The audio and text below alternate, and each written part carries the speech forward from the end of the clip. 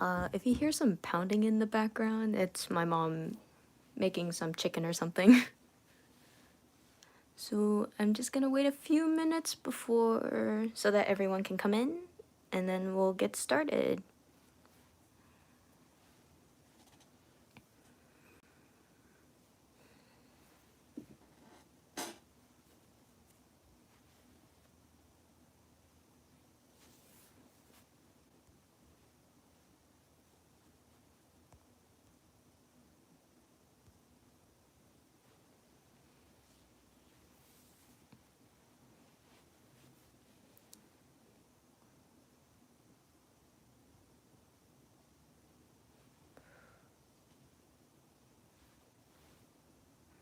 Hello!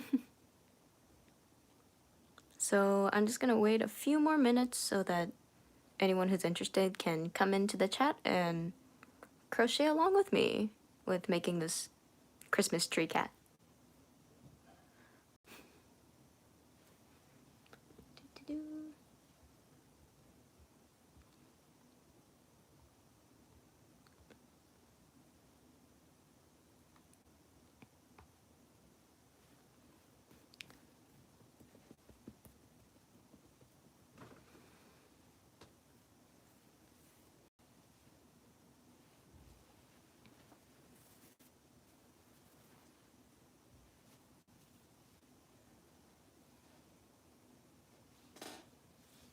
That's awesome. You have a yarn ready?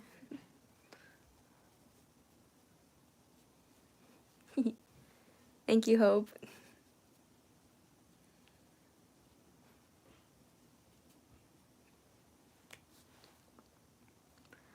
How are you guys doing today? I hope you guys had a good day. I spent today studying for my finals next week. So I'm almost done with my fall quarter for my second year of college, so hopefully I can crochet more during my winter break. So yeah.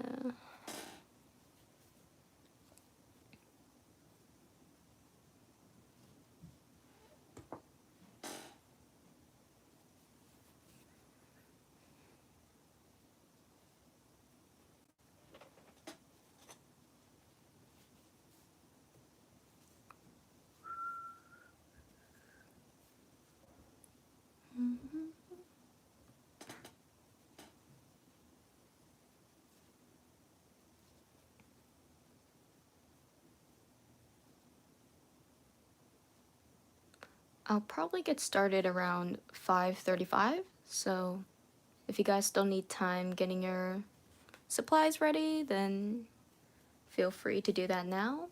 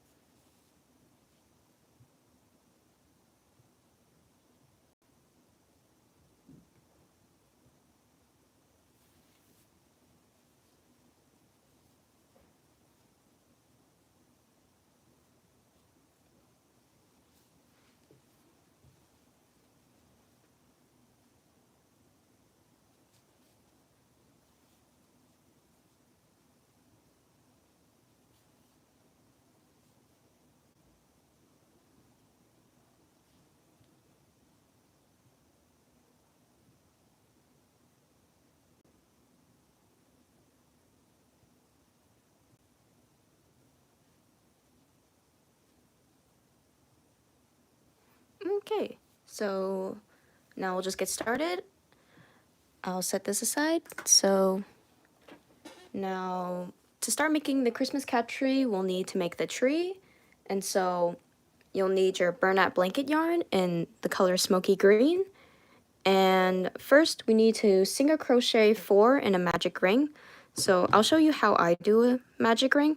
So I take the tail end in front of my left hand and I wrap the long end around my 2 fingers like this. And so I come forward and I cross it to the left. So I go here, I cross it, and then I go underneath the loop and I pull the long end underneath the loop and I go like this. And so you stick your crochet hook into this loop you made and then you chain 1. So this is the magic ring. So now we're gonna do 4 single crochets into the magic ring. So 1, 2, 3, and 4. So now we can pull the short end tail in and you closed your ring. So I'm going to use a stitch marker to track my rounds. So I like to put the stitch marker on the loop at the end of my round because that'll be the first stitch in my next round. Like so.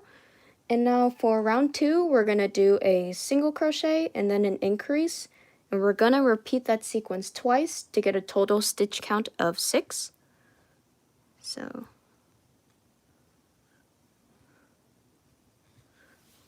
alrighty, 1.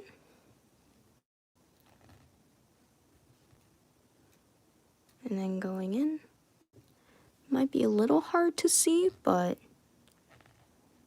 you can do it. And then this is an increase.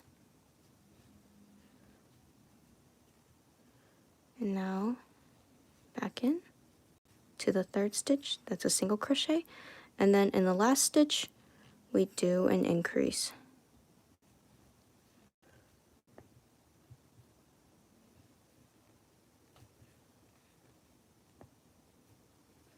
Like this.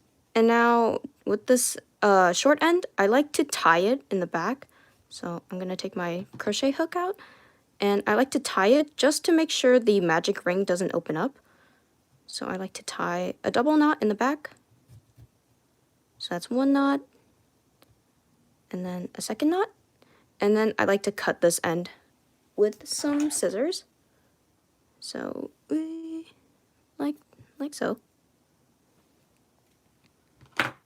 Okay, so I'm just gonna adjust this a little bit so it's easier for me to crochet.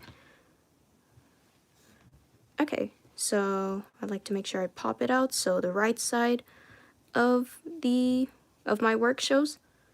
So now we're gonna go on to round 3 and it's just increases all the way around. So you'll have a total stitch count of 12. So an increase, an increase, and you're just gonna do that all the way around.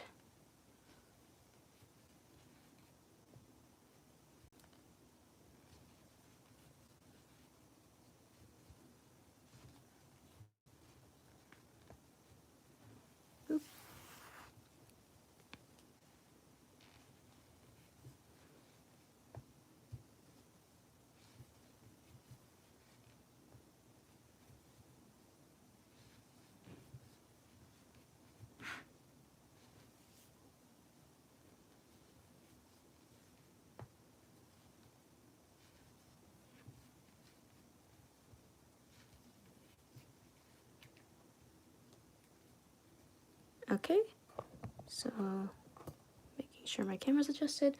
Okay, so we completed round 3 and now on to round 4. We're gonna do a single crochet and then an increase, and we're gonna repeat that sequence 6 times to have a total stitch count of 18. So 1, and then increase.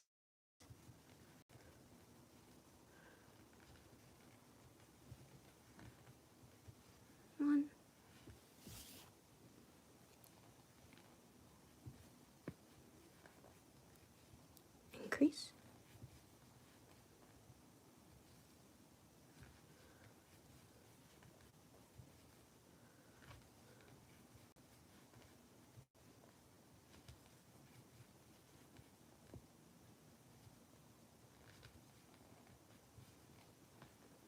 So you can see how the Christmas tree is starting to form, the tip.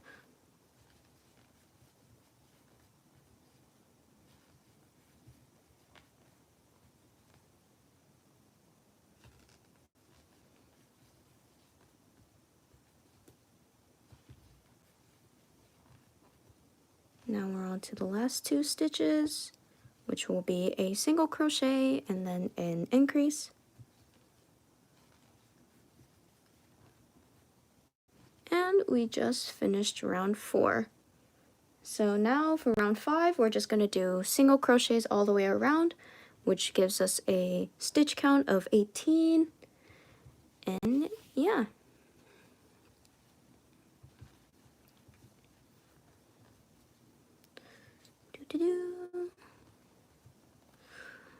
So do you guys have any plans for winter break? I currently don't have any, but you know, a staycation is also great. But if you're going somewhere, I'd love to know where you're going, because I feel like I'm a little desperate or just needing a little adventure.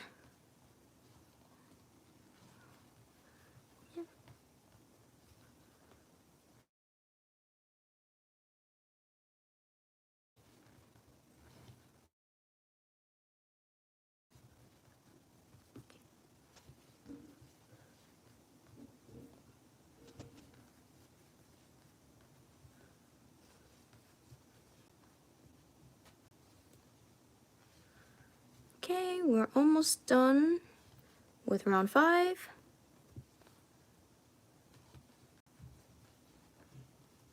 And now we're gonna go on to round 6. So for this round, we're gonna do a single crochet and then an increase, and then we're gonna repeat a sequence of single crochet 2 and then increase. We're gonna do that sequence 5 times, and then we're gonna do a single crochet, which gives us a stitch count of 24.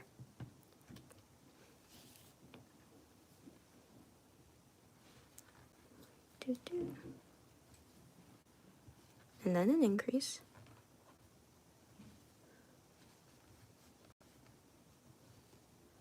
And another single crochet, and then another single crochet, and then finally an increase.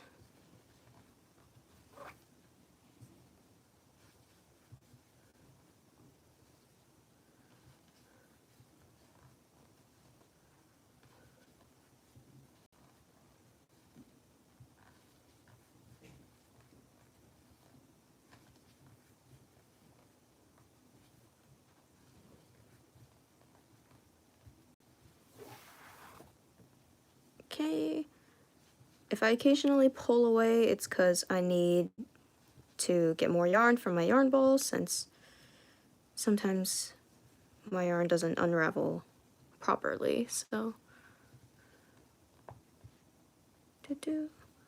1, 2, increase.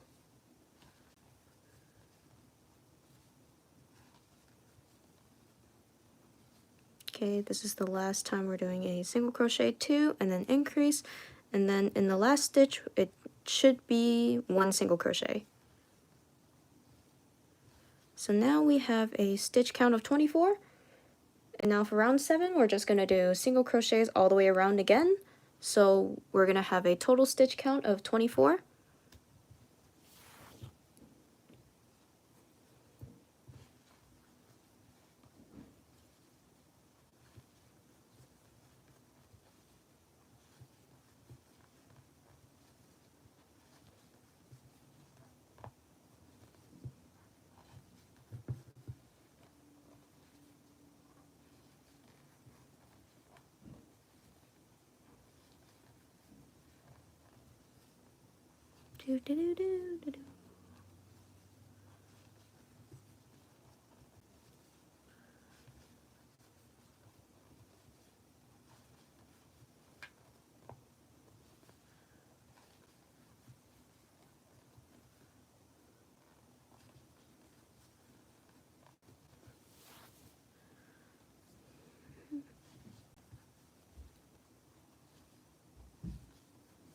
And in case you're not able to watch the entire live, I'll post this later on so you can watch it whenever you want to, or whenever you can. Oop.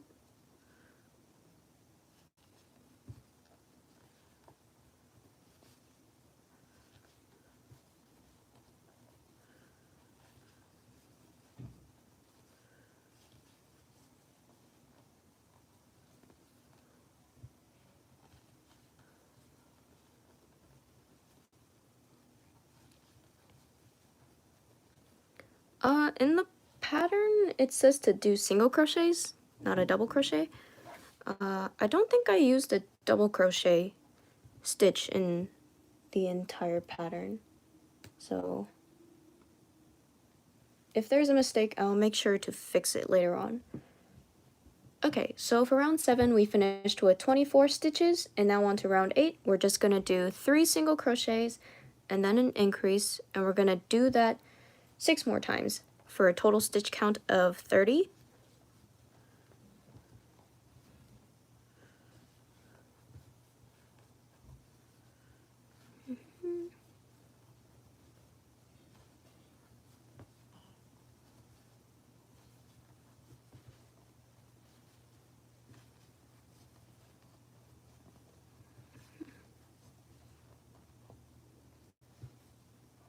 Three. Increase.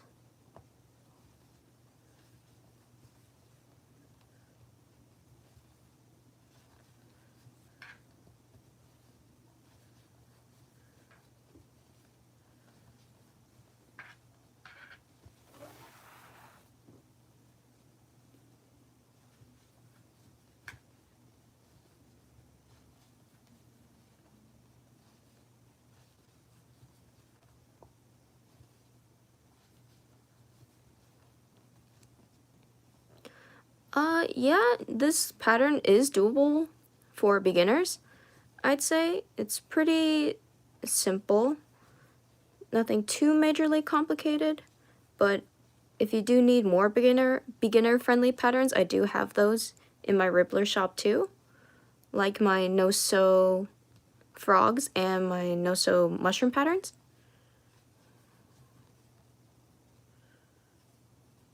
Alright, so now we're going on to the last sequence. So this is the second single crochet, and this is the third. Now we're going to end on an increase.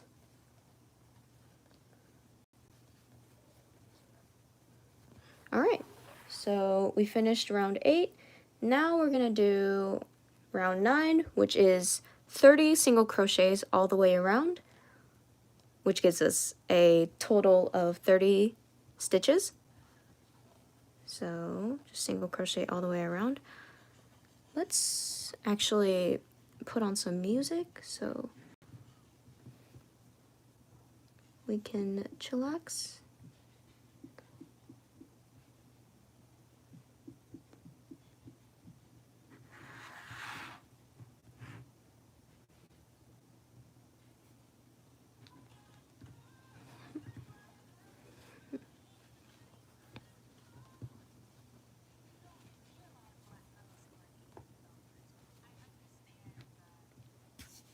Alright, so we're just gonna single crochet all the way around.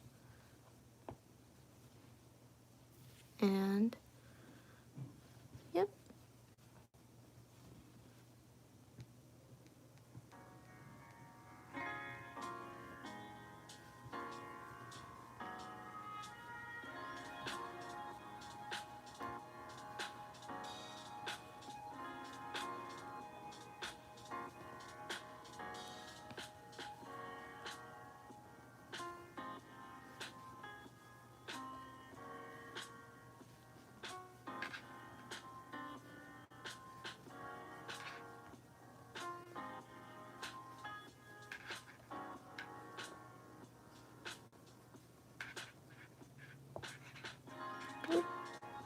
There you go.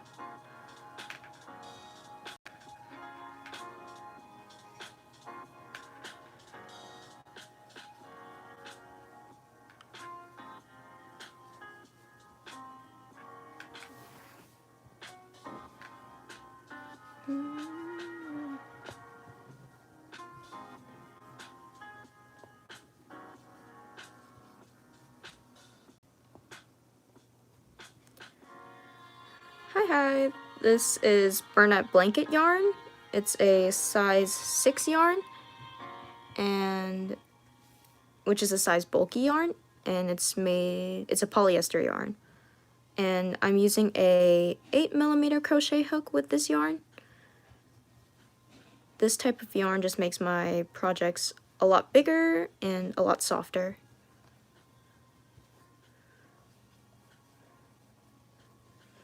Alright, so we're coming up on the last stitch of round 9, and now we're going on to round 10, which is another increase round.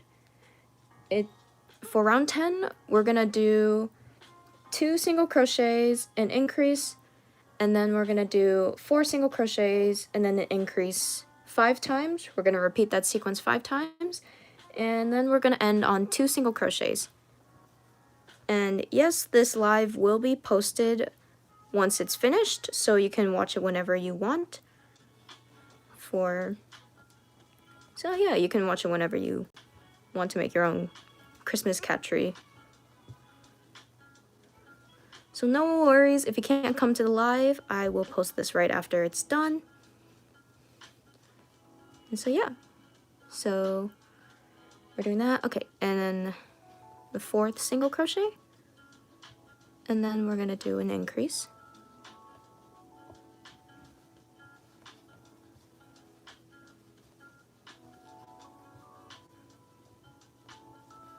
One,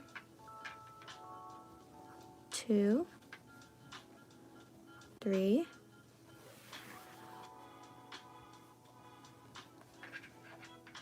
4,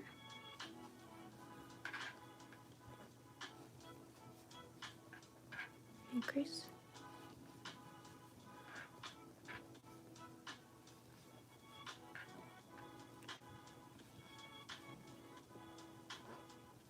3,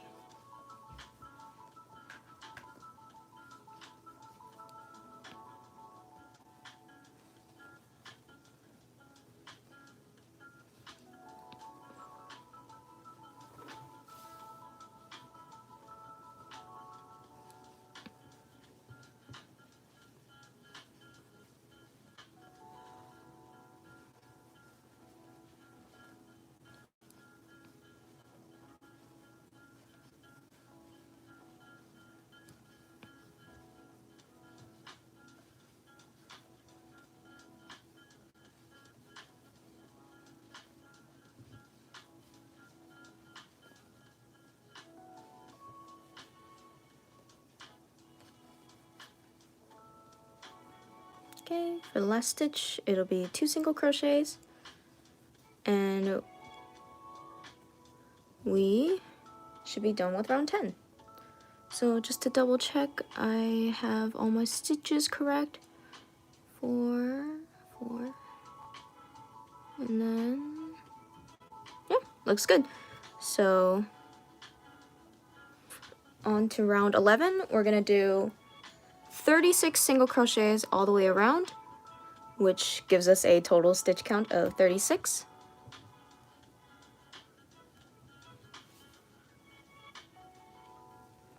So we're just gonna do single crochets all the way around for round 11.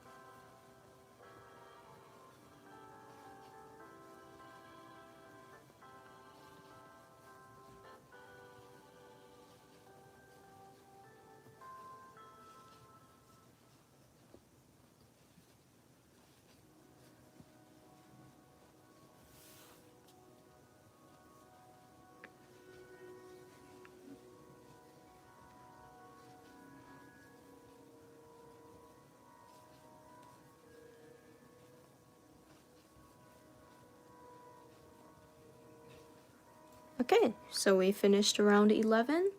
Now we're going on to the final increase round, which will be a repeated sequence of 5 single crochets and then an increase. And we're going to do that sequence 6 times to give us a total stitch count of 42.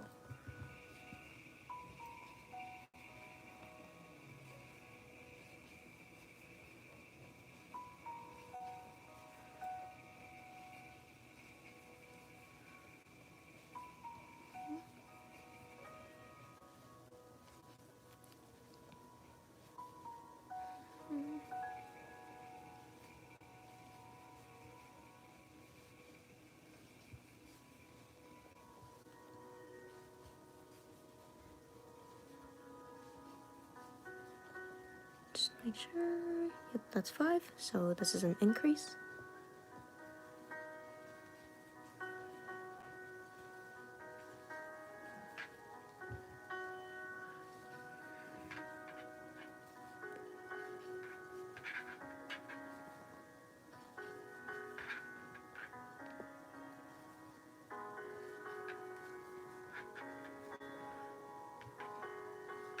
Here's an increase.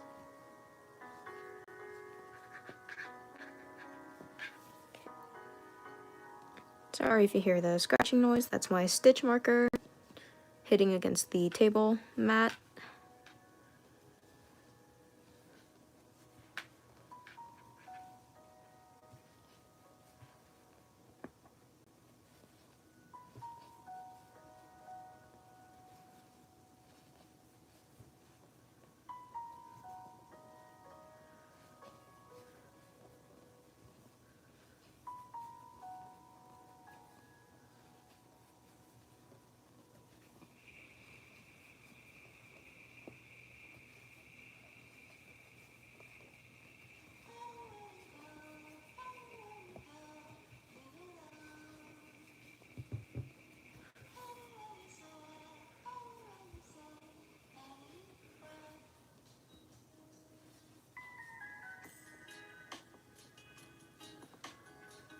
Okay, we're almost done with round 12. 2, 3. Yes, you can use any yarn for this project. It doesn't have to be this chunky yarn. Your project will just be a little smaller if you use thinner yarn, like worsted weight yarn, like Red Heart Super Saver yarn.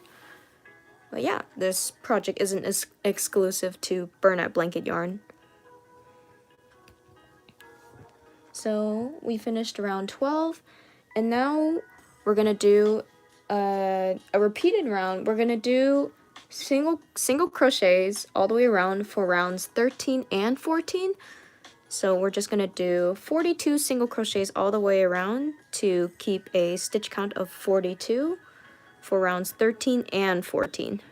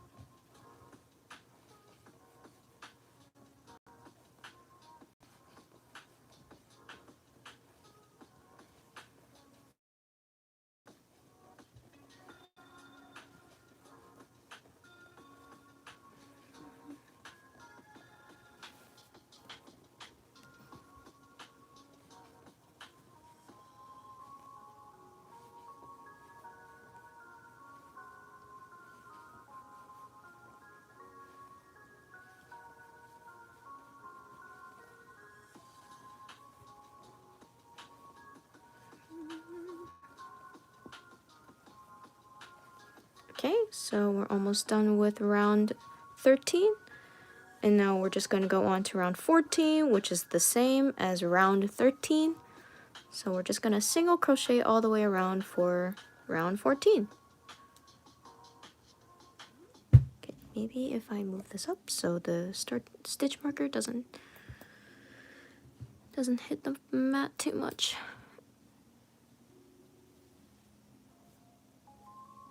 Okay.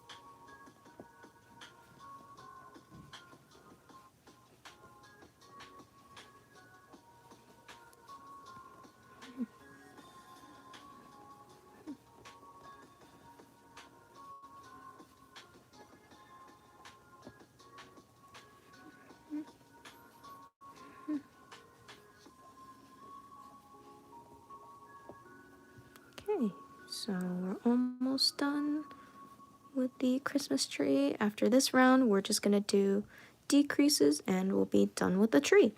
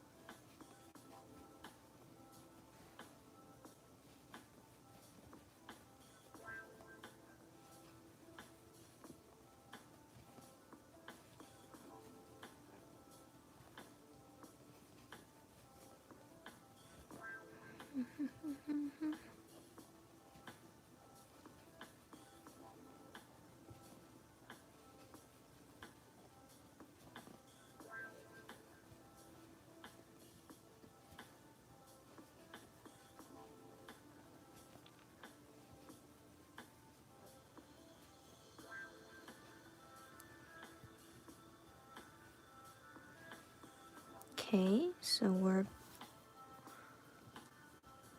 almost, so we're done with round 14 now, and now we're just gonna do a decrease round where we go into the back loops only.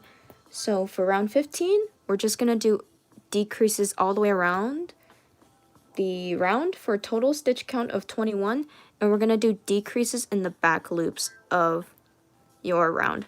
So you can see how there's two loops. There's these loops on the front, loops in the back. So you want to insert your hook into the back of the loops. So here, the back of the loop, I'll do it again. So there's the front and then there's the back loop. And you want to go inside and then through the back loop. And now you're going to yarn over, pull through your loop, and then you're going to go into the next stitch, into the back loop of the next stitch. You go insert, yarn over, pull through, and now you have 3 loops on your hook. Now you want to yarn over and pull through all 3 loops. And now you just made a decrease in the back loops. So now you want to repeat that stitch all the way around to get a total stitch count of 21.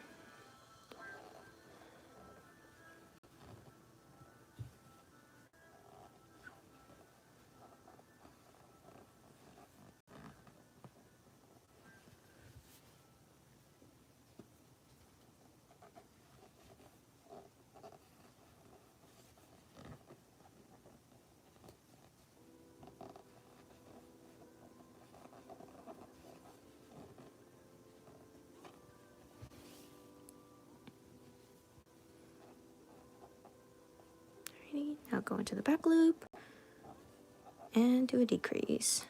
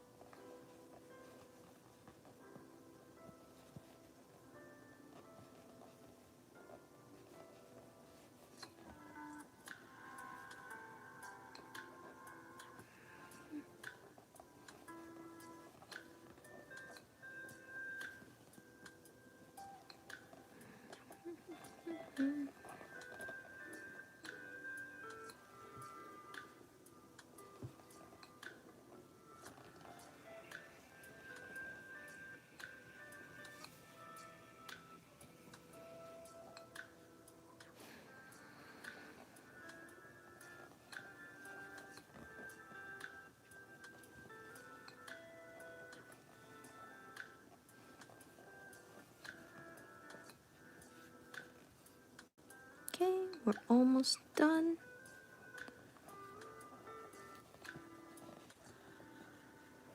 We're almost done with this round. Now we have 2 more stitches. So, okay, so now we finished with the back loops. Now you can see the tree is forming now. So you can see how it's like this, and there's a flat edge on the bottom. Now we're gonna go on to round 16, and round 16 is another decrease round where we're gonna do a single crochet and then a decrease, and we're gonna do that all the way around for 7 times, and this time we're gonna go through both loops. So no more back loops anymore, just both loops. So we're doing a single crochet, and then you could do the same thing as I did, so you can insert, yarn over, pull your hook up, and go into the next stitch, pull up, and then yarn over and go through all 3 loops. What I like to do normally for decreases when I'm going through both loops, which is actually an invisible decrease, where you go through the front loops only, and then you decrease. So I'll show you how to do an invisible decrease. So you go through the front loop of your next stitch. See, there's 2 loops. So you go through the front loop, and then you go into the front loop again in your next stitch. So now you're in through both front loops of the next 2 stitches. Now you yarn over and pull through those 2 front loops. And now you have 2 loops on your hook. Now you yarn over and pull through those 2 loops. So now you have an invisible decrease. So you can use whatever decrease method you want. I just personally like using invisible decreases more than regular decreases, since invisible decreases blend in more with the single crochets. But everything is up to you guys and how you want to crochet.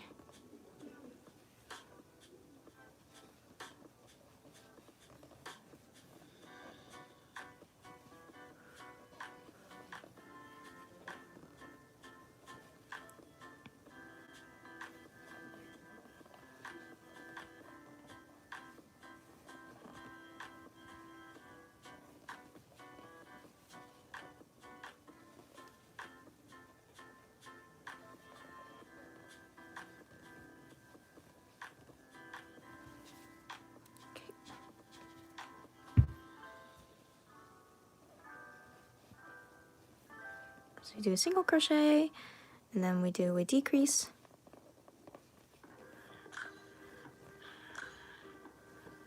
And now finally we do a single crochet and then a final decrease.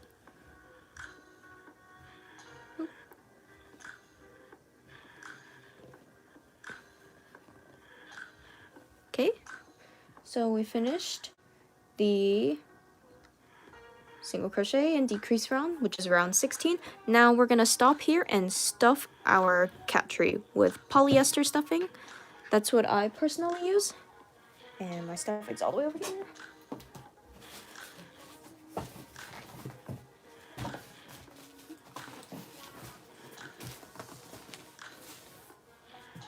So I personally buy my stuffing in bulk, so I usually buy like 10 pounds of stuffing at a time, which actually saves me money in the long run.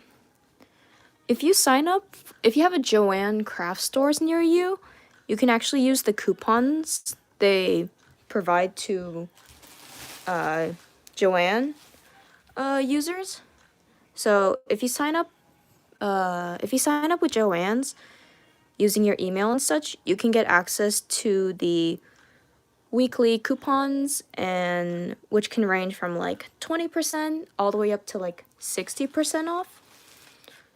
So usually I like to use those coupons when I'm buying yarn or stuffing, and those coupons usually save me a lot of money when it comes to buying yarn or stuffing. So I never buy yarn or stuffing full price. I always use coupons and stuff just to save money. Saving is save your money, you know, save smart. Okay. So I like to stuff as much as I can, but not too much in this case since you still want to have a cone shape tree. And if you want, you could use a stuffing rod to help you stuff, but yeah.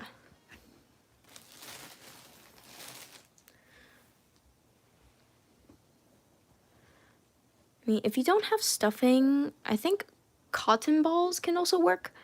Anything that's soft and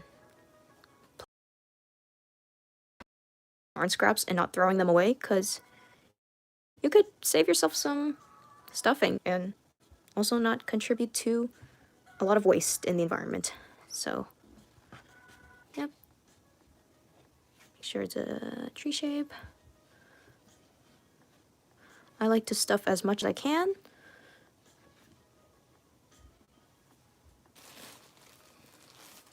Now, I keep stuffing and stuffing until I think the shape is good enough. So I can like compare with the Christmas tree. I mean, this tree might be a little chunkier, but that's okay. I don't mind.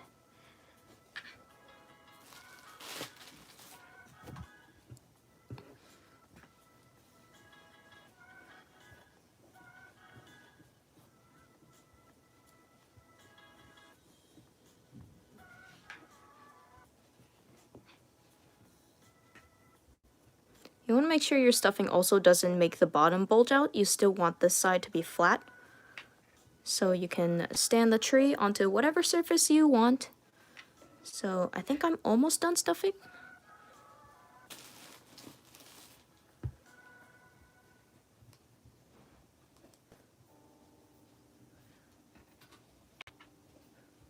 Yeah, I think I'm almost done. Yeah, I think this is good enough. So now we're going on to the last round of the tree, which is just decreases all the way around to get a stitch count of 7. And then we'll be able to finish off the tree. And we'll go on to the rest of the pattern. Just do decreases all the way around.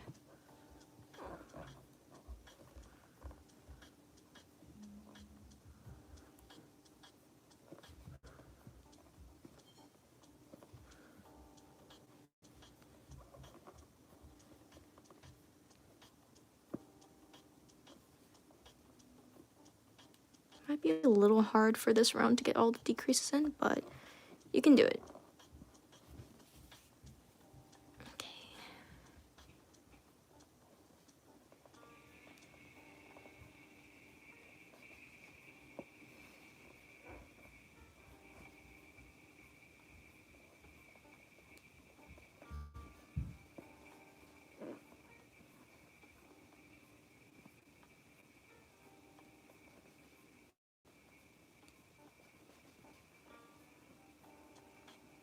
Okay. Ooh, this one's a tough one. Okay. Come on. Okay, here we go.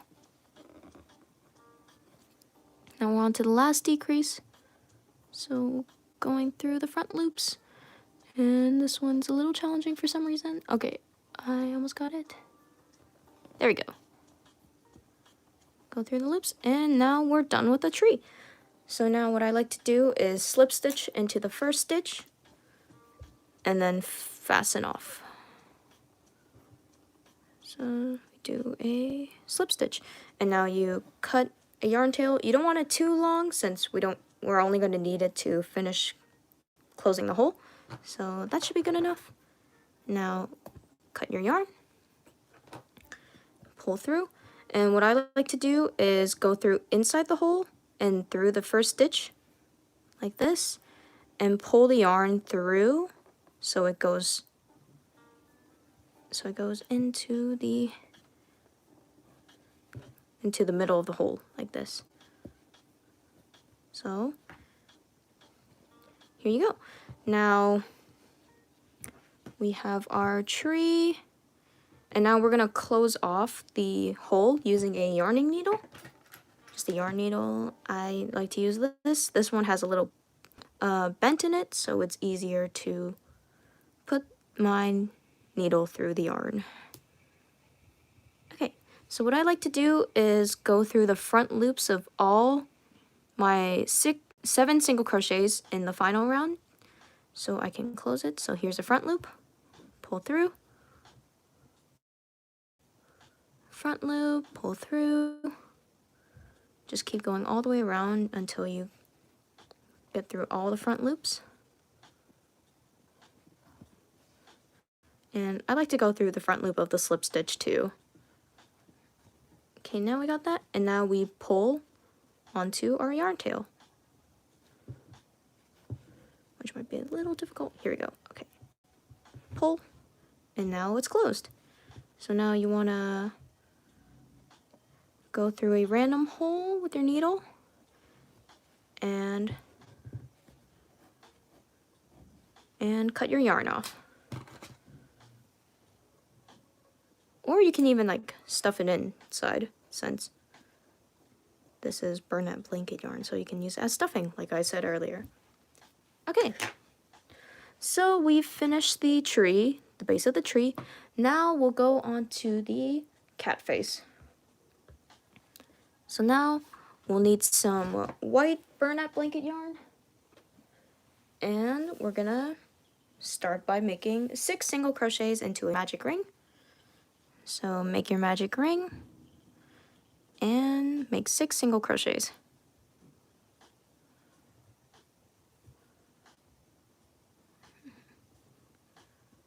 So we got 1,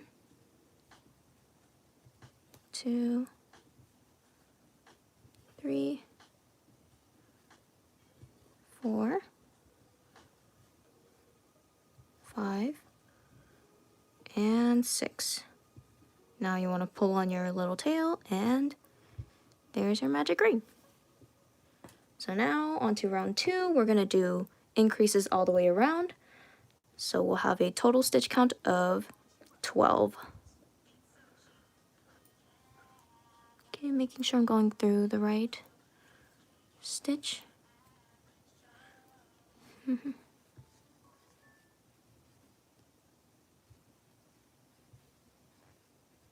Do increases all the way around.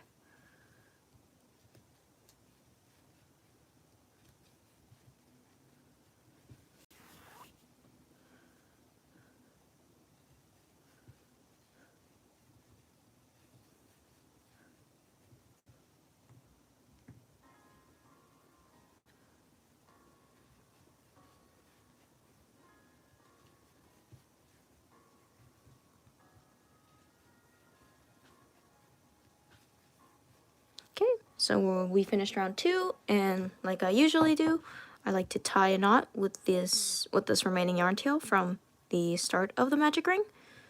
So do 2 knots. So we do 1, and then 2 knots, like so, and we cut the tail. Or you don't have to as well. You could use it as stuffing. Okay. So now on to round 3. We're going to do an increase round where we do a single crochet and then an increase. And then we repeat a sequence of single crochet, 2 single crochets, and then an increase. We'll do that 3 times and then finish off with a single crochet for the last stitch. So we start off with a single crochet and then an increase. And now we do 2 single crochets.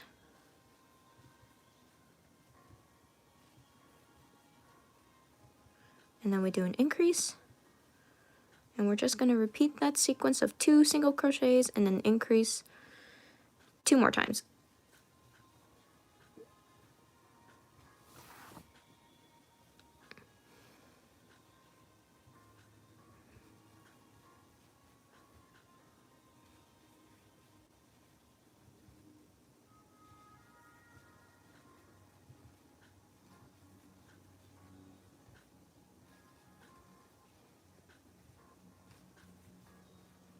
Okay, now we finished with a single crochet and we finished with the cat face. So now we're gonna finish off. We're gonna need a long yarn tail so we can sew the cat face onto the tree. So about this much yarn would be good. Now you want to cut the yarn and pull through. And I also like to do one more thing. So you can see how there's like a pretty large gap in a sense. There's like a elevated stitch, so this is way higher than this stitch. What I like to do is go through, so this is the first stitch and this is the second stitch. I like to go from behind the second stitch and then put my hook through the second stitch from behind, take my yarn tail and then pull it through the second stitch. Doesn't want to go through. Okay, so I want to pull it through my second stitch. Pull it through, and here's the stitch that has the yarn tail. As you can see, here's the long tail. What I like to do is go through behind the stitch and through the back stitch, the back loop, and then pull my yarn tail through the back loop. Pull. And now you made a seamless stitch. It's hard to notice with burlap blanket yarn, but there are many tutorials on how to do this. So now you can see how it's a flat edge now instead of a weird bump. Now it's all flat. And so we finished the cat face. You'll stuff the cat face when you sew the cat face onto the tree. Okay, so now we're gonna go on to the cat ears, which are very simple. We're gonna need white burlap blanket yarn again, and first we're gonna chain 3. So we're gonna start with a slip knot, and we'll chain 3.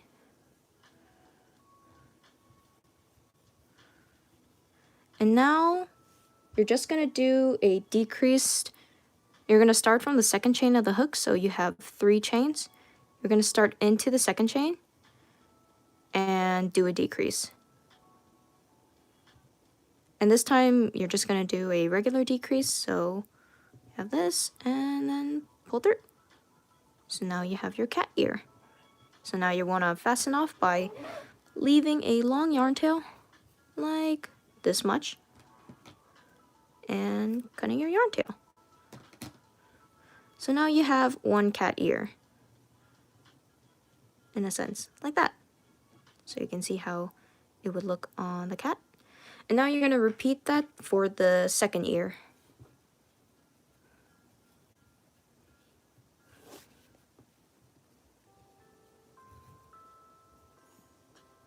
So chain 3, and then do a decrease starting from the second chain from hook. And there you go. And now get a long yarn tail and then cut. All right. So This is what your cat ear looks like. Looks a little wonky, but there you go. So now we're gonna go on to the arms and legs of the cat. So we're gonna start by doing 4 single crochets into a magic ring. So do your magic ring however you like, and do 4 single crochets into the magic ring. So I have 2 single crochets, 3, and 4. Pull your yarn tail. You got this. And now for round 2, you're just gonna do 4 single crochets all the way around, and then you'll be done. So the arms and the legs are the same thing, same pattern. So you just do 4 single crochets into a magic ring, and then you just do another 4 single crochets into round 2, and that's it. Making sure I got into the last stitch. So like I usually do, I like to tie off the tail like so, tie off and cut. So now we finished round 2. We're just gonna take our stitch marker out and flip this inside out, since that will be the right side of the arms. So you got the arm here. And now what I like to do for this, since it's a very small circle or round, I just like to slip stitch into the first stitch of the round. And then leave a long yarn tail like so. And cut. Like so, and I like to go into the circle, go through the first stitch, pull my yarn, like so. So now, if you don't want to stuff your arms or legs, you don't have to. I like to do just a little bit of stuffing. So here you can do just a little bit of stuffing. Stuffing is totally optional here, since these are very small limbs.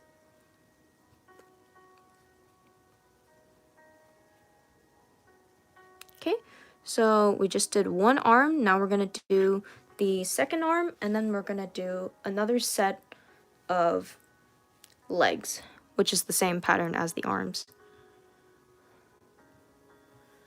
So we're just gonna repeat again, 4 single crochets into a magic circle,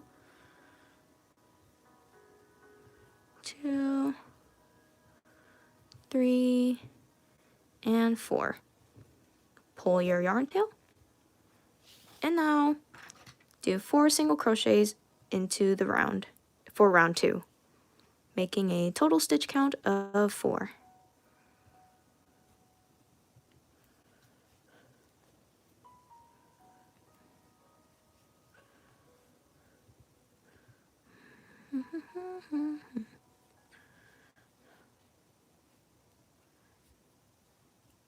Just to make sure I got through. Okay, here we go.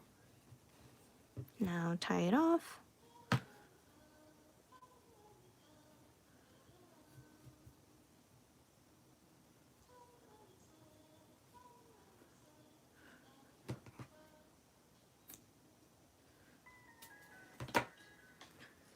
Okay, now we take our stitch marker out, flip our arm right side out, and slip stitch into the first stitch just to make the rounds even, and cut a yarn tail. Okay.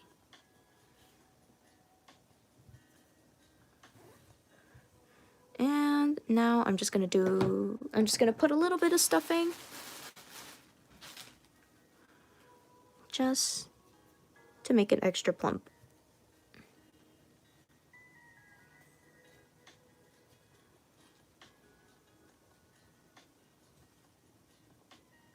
Okay, like so. Now I'm gonna make the legs, which is the same pattern as the arms. So now we're gonna do 4 single crochet into a magic circle, 3, 4, close off the ring,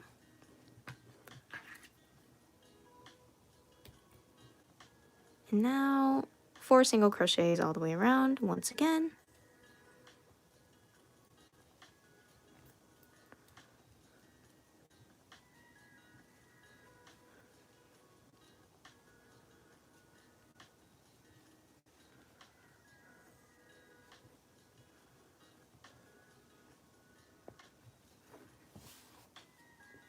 Okay, now tie your knot.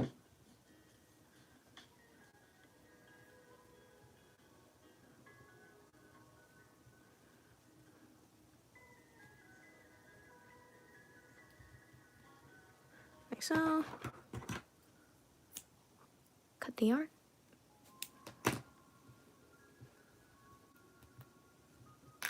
Flip it inside out. Slip stitch into the first stitch.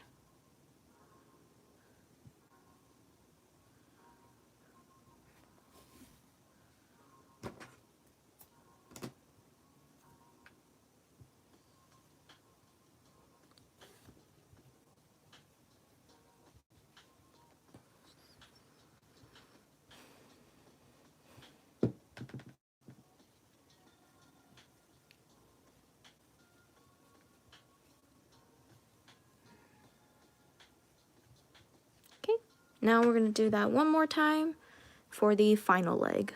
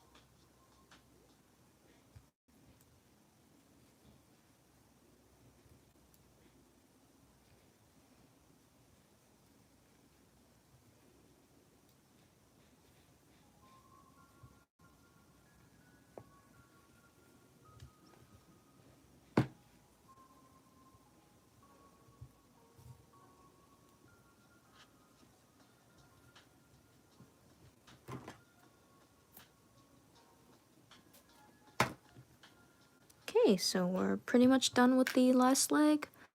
I'm going to flip it inside out.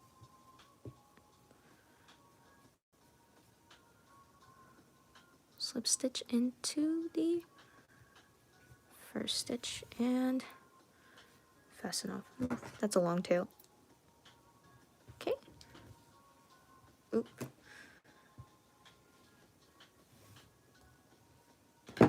Okay, now I'll use the remaining stuffing here to stuff my last leg.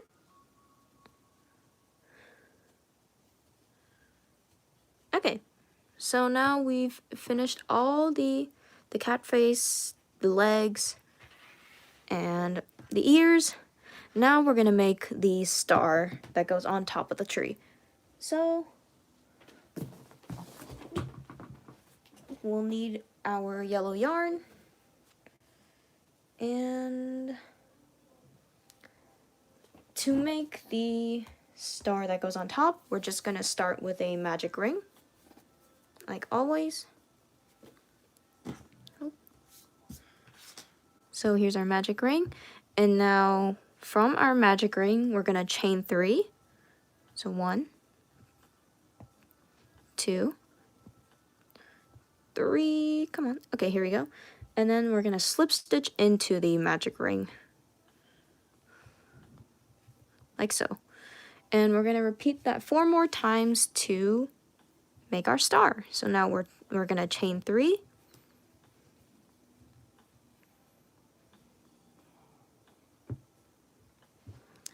Come on, here we go. And 1, 2, 3. And now slip stitch. 1, 2, 3. Go into the ring, slip stitch. And now one more time. 1, 2, 3. Slip stitch into the magic ring. And we're done. Just gonna make sure we hide that. Okay, so now we're gonna make a long yarn tail, cut, and what I like to do is go from the back of the magic ring, go through the middle of the hole, take the long yarn tail and pull it through the middle. So there's our star. Now what I like to do is tie these two yarns together. I like to double knot it and cut the smaller yarn tail. Okay, now we've made our little star. Now we're gonna go on to the string lights, or the Christmas lights. So now I'm switching over to some worsted weight yarn. So for the Christmas light string, we're gonna start with brown worsted weight yarn, and I have a 2.75 millimeter hook from Clover, and I'm going to do 110 chains, and that'll be it for the string. Where is the opening for this? Maybe it's, oh, it's right here. Okay, so we start off with a chain, and now we're just gonna do 110 chains. 1, 2, 3, 5, 6.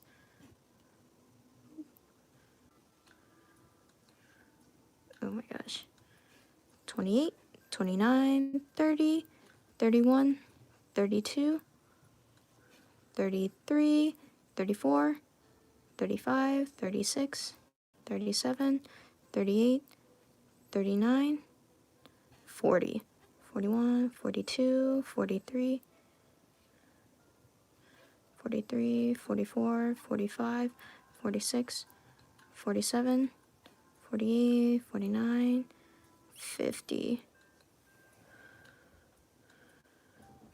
51, 52, 53, 54, 55, 56, 57, 58. Oof. Ah.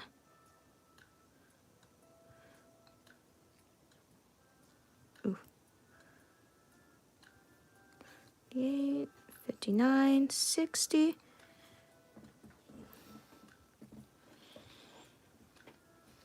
61, 62, 63, 64. Oh my gosh. 3, 64, 65, 66, 67, 68, 69, 70, 71, 72, 73, 74, 75, 76, 77. Oh, why is there a knot here?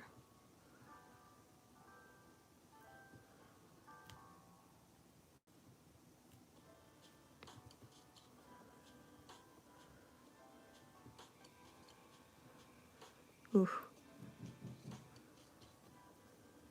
There you go.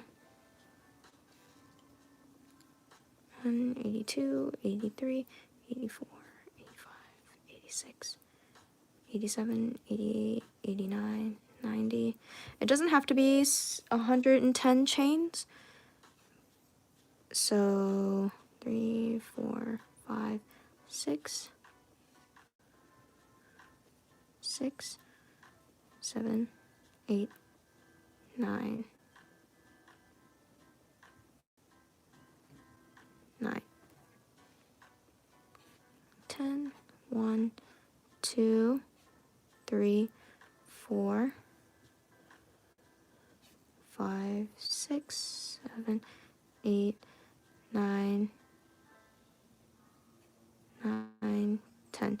So this isn't exactly 110 chains. I'm sure I miscounted, but that's okay. We just need a very long chain. So you can chain however many you like. So you want a really long yarn tail for this, since you're going to attach this entire thing to the tree with this yarn tail. So you want a really long yarn tail. So this should be good for now. So snip. And you're done with the Christmas string. Now we're going to go on to making the individual Christmas lights on the cat tree. So all these little tiny lights. So I made about yellow, green, blue, purple. So I made about 14 of these lights. So I made 2 sets of each color of the rainbow. So I have red, orange, yellow, green, blue, and purple. I made 2 sets of each light, and then I made 2 extra ones for the back. So you can use whatever color you like. And yeah, so I will start with red, since that's the first color in the rainbow. First, you're gonna do, let's see how many, you're gonna do 3 chains. 1, 2, 3. And starting from the second chain from your hook, you're gonna do a single crochet. And then in the last stitch, you're gonna do an increase.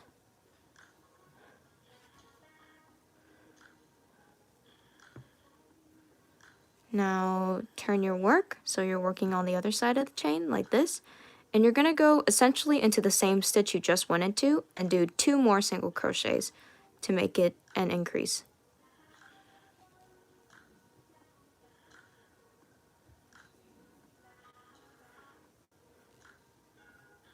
Like so. And then for the last stitch, you're just gonna do a single crochet.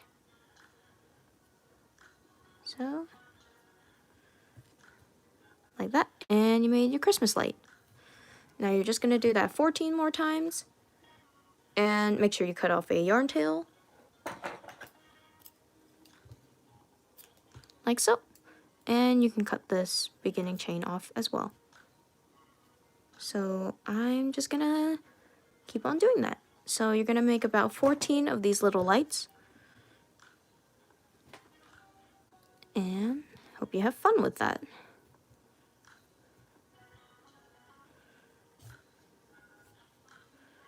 So 1, 2, 3, starting in the second chain from your hook, single crochet, and then an increase into the last stitch.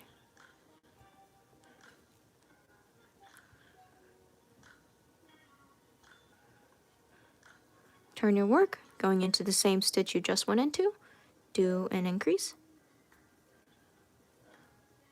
Oh, and make sure you're working over the chain tail in the beginning, so making sure you single crochet over this tail, just so it's secure. And then in the last stitch, we do 1 single crochet. And now we pull and cut a yarn tail. You don't need a huge long yarn tail, just need enough, like so, and cut your beginning yarn tail. There you go. Now on to the next color, which is orange.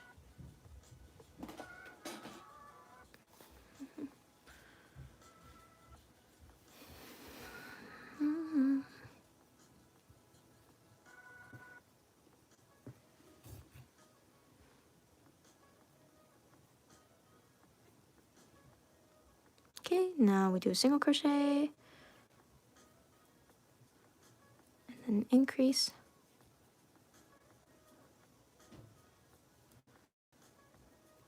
Turn your work, increase into the same stitch. So you can, I guess you can think of it as just doing 4 single crochets into the last stitch, and then doing a single crochet on the next stitch next to it, and cut a yarn tail.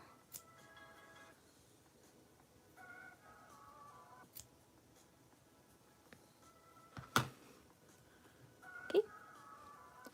Now we're gonna do another one in the color orange. I feel like orange is such an underrated color. Like, everybody has like, usually their favorite color would be like blue or something. I kind of like orange. It's very bright and kind of charming.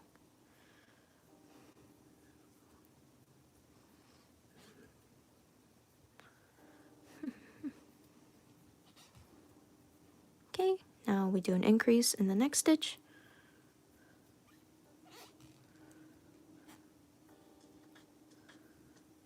I'm working over the beginning chain tail, and then doing a single crochet into the last stitch of the other side of the chain. Pull and cut. Now we cut. Oop. Okay, now we finished the lights for the orange lights. Now we're going on to yellow.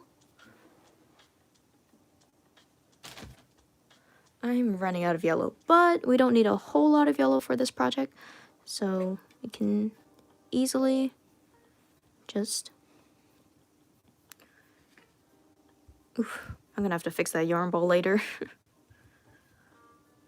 Okay. Now chain 3. Single crochet. And increase.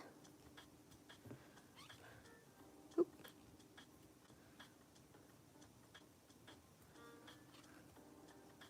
Now go on to the other side and increase.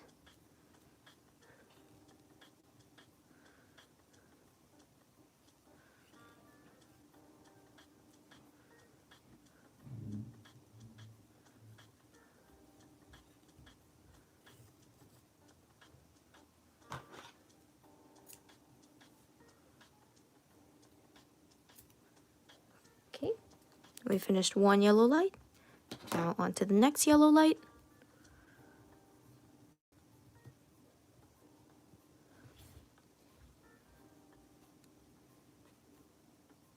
Oop.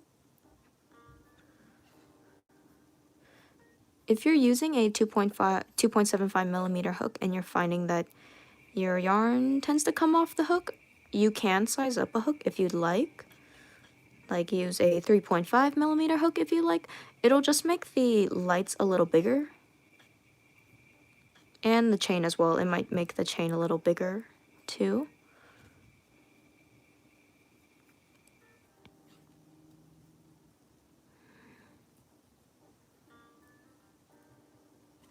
Okay.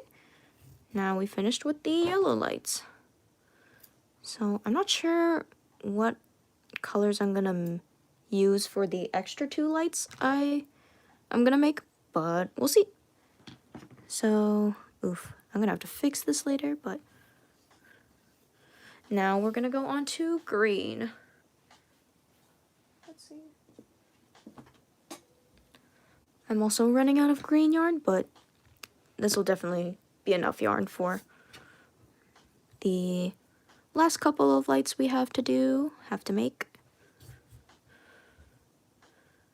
So once again, chain 3.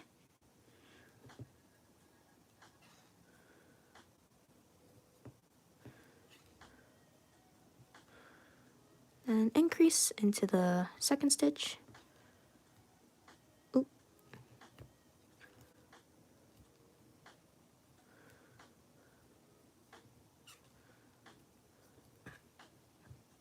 Turn your work, going into the same stitch you just went into. Make an increase.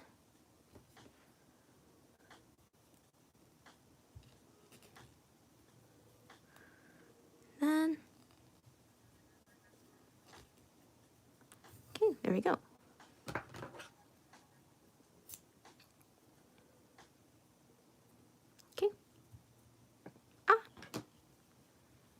So here's the green light. Now we make the last green light. I might make 3 green lights. I kind of like the green lights a lot. So 1, 2, 3. Single crochet. Increase.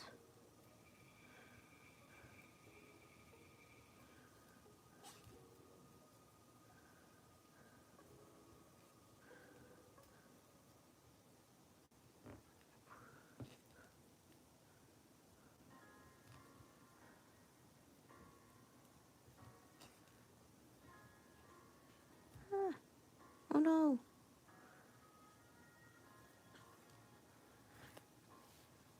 It's been a while since I've worked with worsted weight yarn and used a 2.75mm hook, but I'll get by.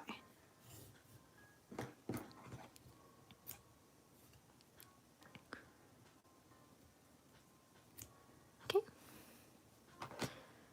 Now I'm going to make another green light because I like the color green. So also this green color is very pretty. I don't know, like this lime color is a really nice color. I don't see a lot of yarn companies making this specific green color, but I'm glad I found it. I found it at Michael's. It's by the Impeccable brand. It's the color Citron.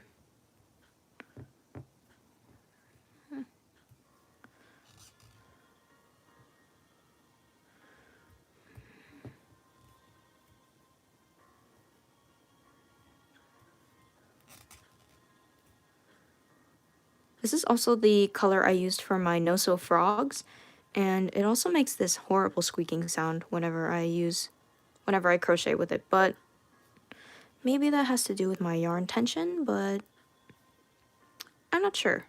But I still like this yarn, so I'm just gonna keep using it.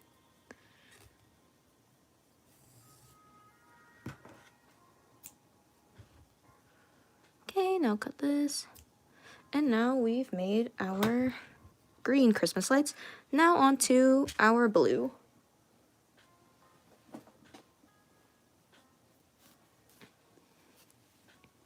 Okay.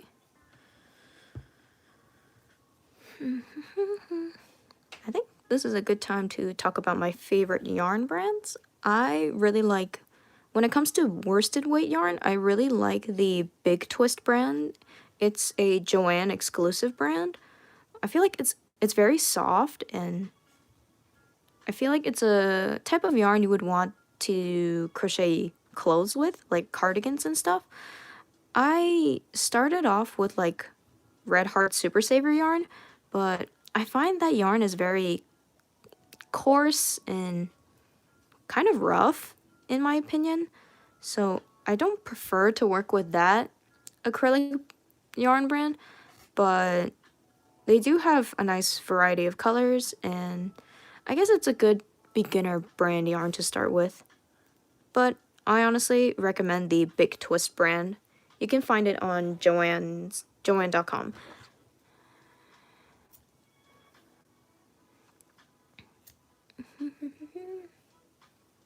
Okay, we made our blue yarn, and this yarn is actually the Big Twist brand.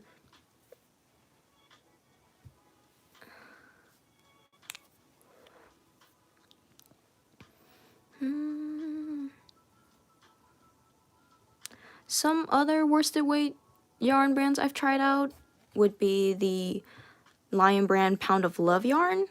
That yarn brand is also very good. I like using that yarn brand. I've used it to make my strawberry picnic cardigan by Crochet Bow. The pattern is by Crochet Bow. And that yarn is very soft and very nice. I've tried Karen's 1 pound yarn, and to me that yarn is it's also very rough in texture. So personally, I prefer the Lion brand's 1 pound yarn over the Karen 1 pound yarn.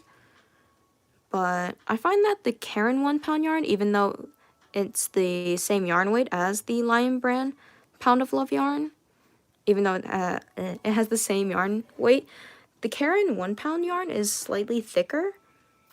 So that's just something to keep in mind. It's not a huge difference, but that's just something that I've noticed. Okay, so we have our blue yarn. I think I might make another purple yarn. I'm not sure. So now we're going on to purple. And going on to our purple lights. So we just have 3 more lights to go, and then we're gonna assemble everything. 1, 2, 3.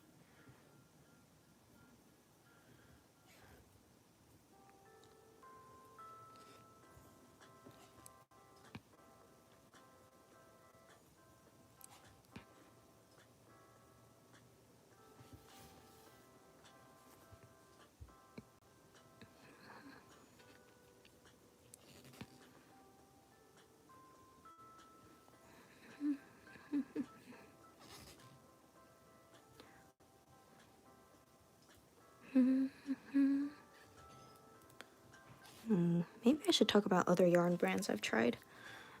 I like using the Sweet and Snuggles yarn. That's by Loops and Thread. One con about it is that it does shed a lot, so I find that I have to vacuum my carpet after I use it every time. But if you use it correctly and carefully, then it shouldn't be a huge problem. But yeah, that's like one downside with the Sweet and Snuggles yarn, but it's very great and soft for amigurumis if you want to use that yarn to make plushies. I've also tried the Premier Parfait chunky yarn, and I really like that yarn too. I don't have any complaints with that.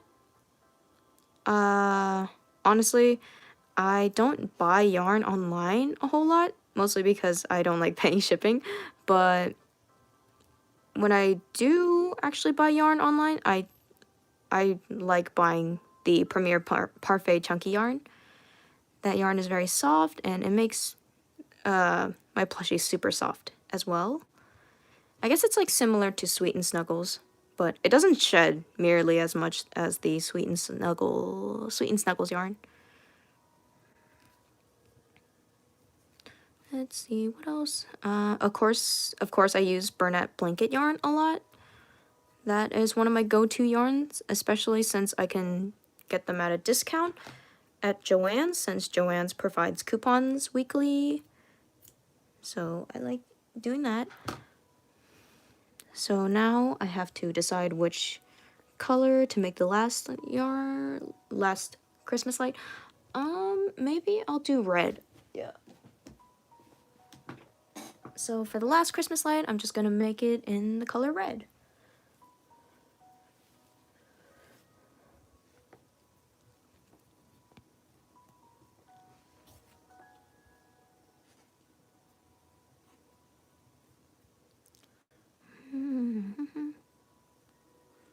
Yeah, burn-up blanket is great. I think I've learned the hard way. Usually with amigurumis, if you want to make them, you tend to use a smaller hook than the recommended hook size that the label provides. But with burn-up blanket yarn, I find that you have to use like an 8mm hook, because if you don't, your plushies can kind of end up looking like instead of like a sphere, it kind of ends up looking like a cone if you use a smaller hook. I remember starting off with like 6mm hooks when I started out trying out burn-up blanket yarn, but they kind of ended up creating like a cone shape on top. So I eventually sized down to the recommended hook size, which is 8mm. And I find that's the best yarn size, or best yarn hook size. So yeah, I finished all the Christmas lights. Look at all these colors. And now we're gonna put everything together. Okay, so should I start? I'll start with the cat face.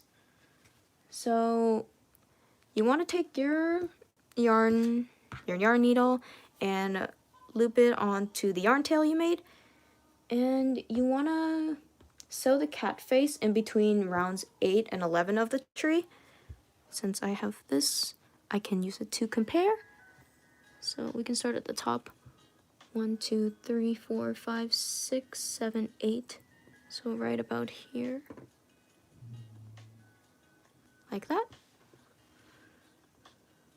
So you can use pins to hold the cat face in place. I am a little lazy right now, so I don't feel like using pins. I'm just going to wing it because that's what I do a lot. I just wing things. And also I like making it a oval, so I like pinching down the top and bottoms just to make it an oval shape. So yeah, you can sew on the cat face however you like. I tend to sew it using the stitches provided, and maybe I'll make a tutorial on how I sew my crochet plushies together, because I feel like I learned a lot through trial and error and what looks good and what looks a little messy when it comes to sewing pieces together. Like, I've gone through a lot. It really was like trial and error for me. And I'll make sure to stuff the face right after I get to the very last stitch. Not the very last stitch, but maybe the very last couple of stitches.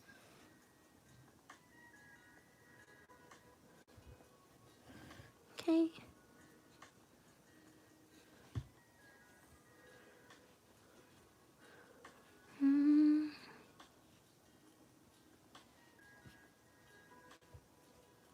I feel like this cat face is a little bigger than the one I originally made, but that's okay. I think the bigger the face, the cuter it is, so that's what I'm gonna roll with.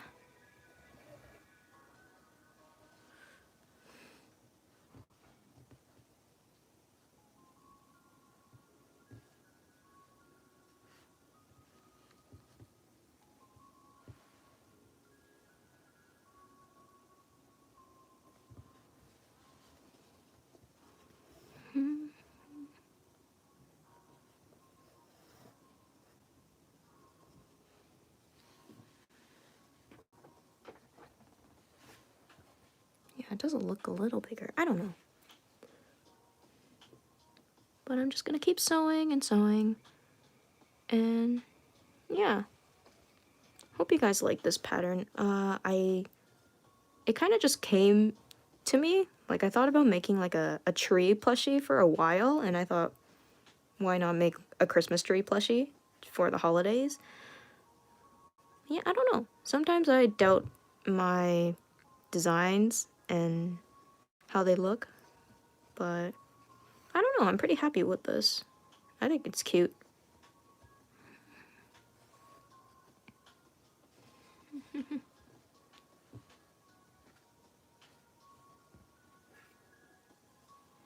Making sure it's in shape.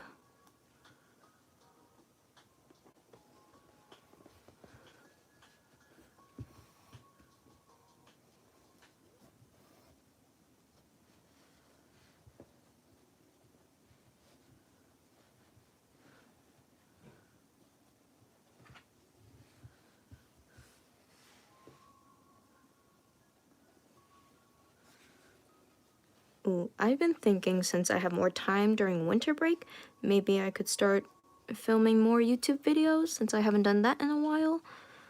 I thought about maybe doing a video on me knitting for the first time, since I've been kind of curious and I've been wanting to knit for a while. I've never knitted in my life, but my mom has, so she has like some knitting needles in the house, so maybe I can use that and maybe try out knitting and film myself knit for the first time, because I have never knitted and it seems kind of scary to me, not gonna lie.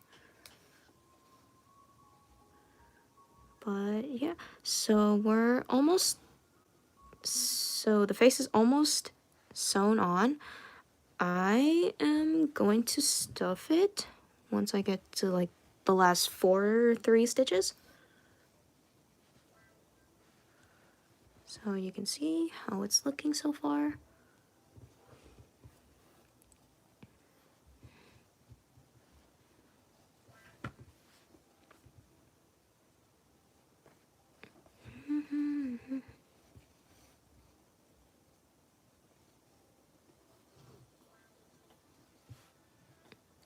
Okay, so I'm at like the last 3 stitches.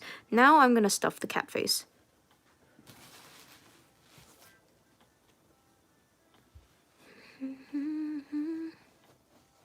Okay, maybe I'll move the needle here so I can stuff it.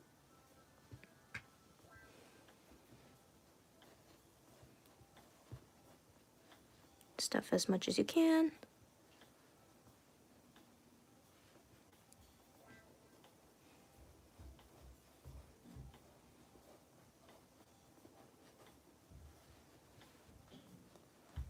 Okay, I think that's good. So now I'm just gonna finish sewing on the cat head with the remaining yarn tail.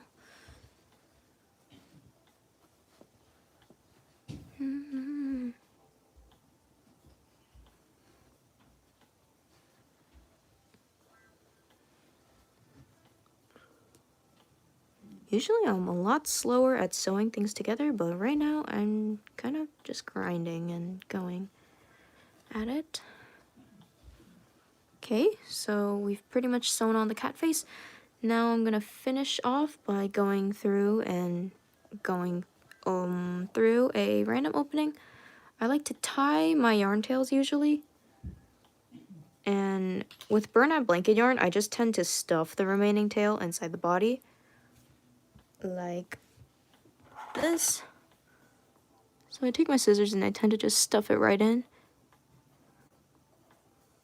Like so. Okay, so we've sewn on the cat head. It's looking a little funny, but that's okay.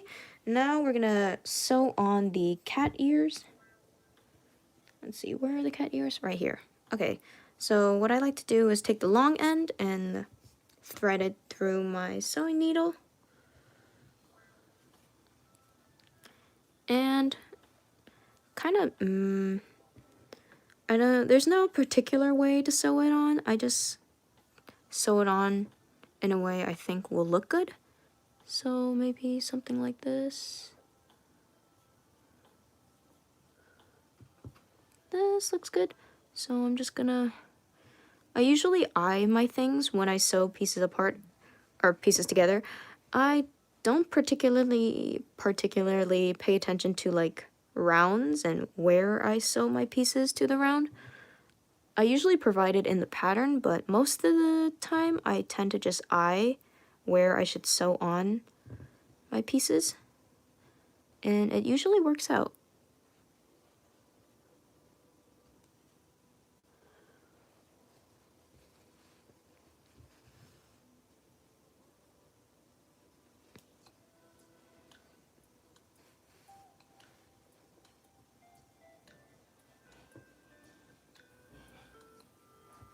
Okay, so I'm gonna go through a random hole.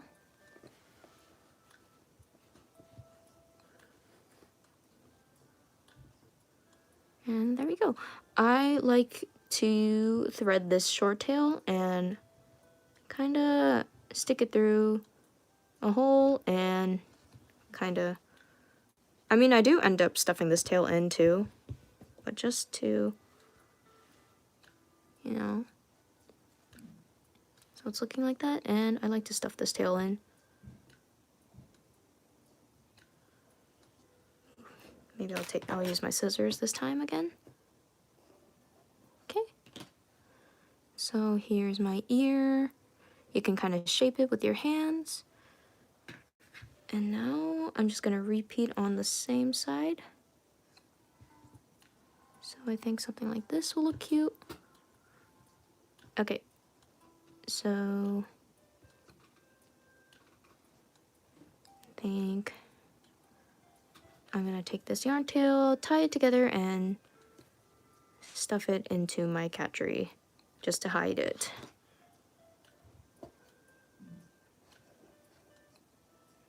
Come on.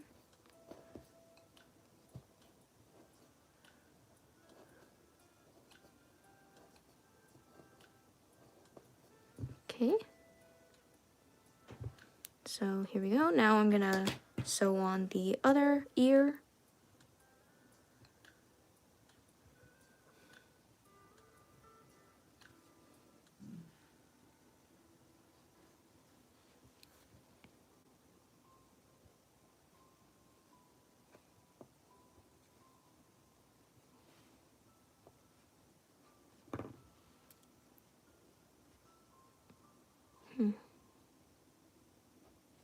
Okay.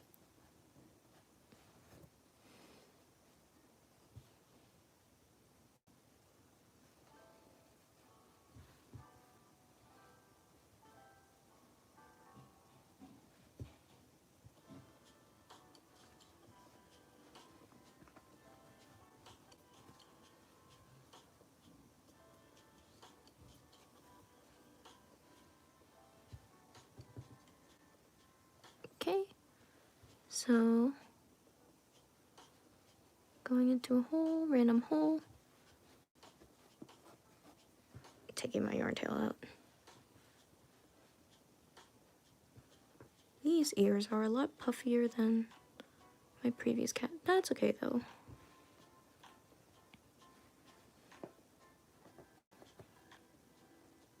Okay, get it together so it looks like this. Okay, this cat ear looks a little funny, but that's okay.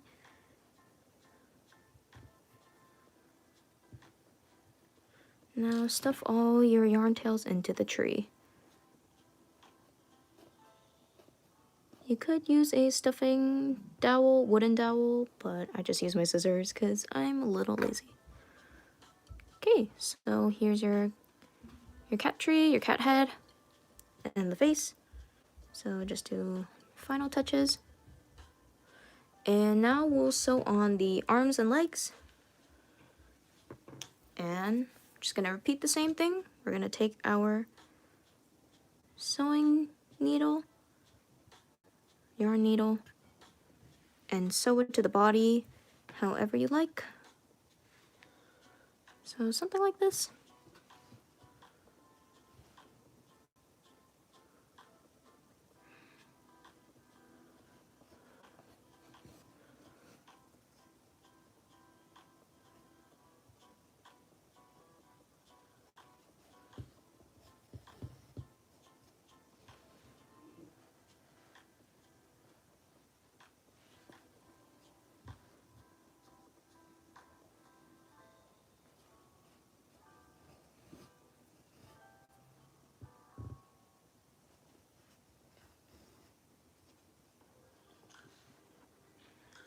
So it looks like a little something like this.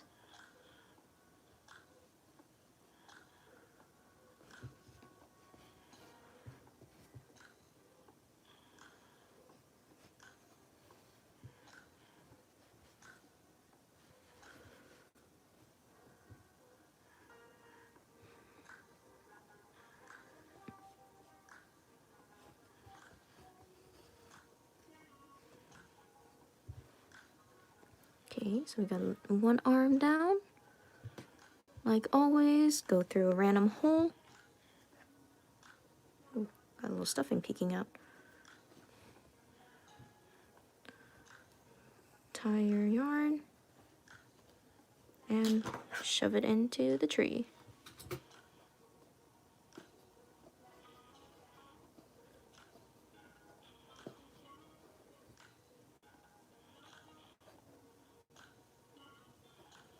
Okay, like so. Now we got one arm, now we're gonna do the other side. Oof, I am having mixed feelings about this ear where I sewed it in. But,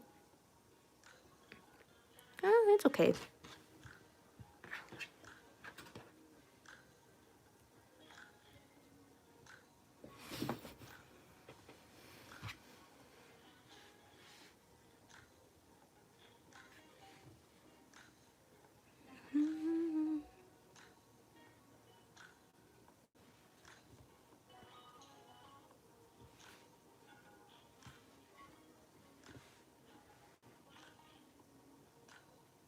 sew it like this. Yeah.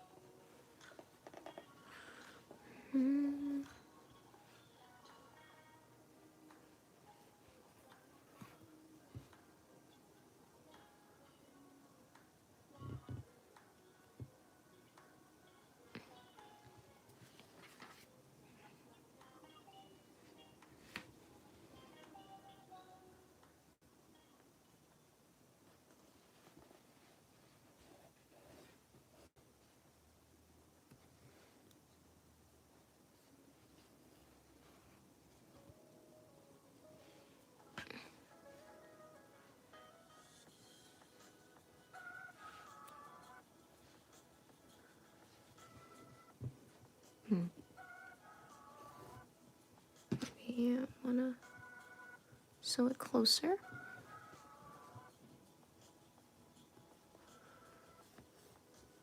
Here instead.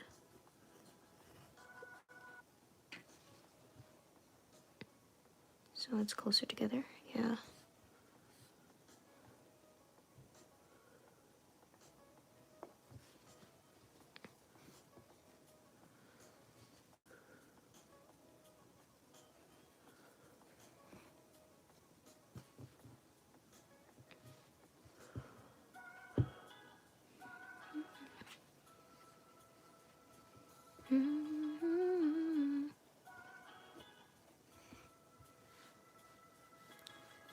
Okay. Now we just finished sewing on the arms. Now we'll go on to the legs. And then we'll go on to the stars. So on. I think for now, instead of stuffing it in, I'm just gonna go through a random hole and cut just to make it save time. Okay. Got a cat. Now onto the legs.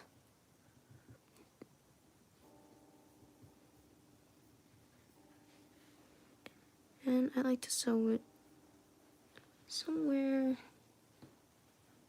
Let's see. Like something like this. Yeah.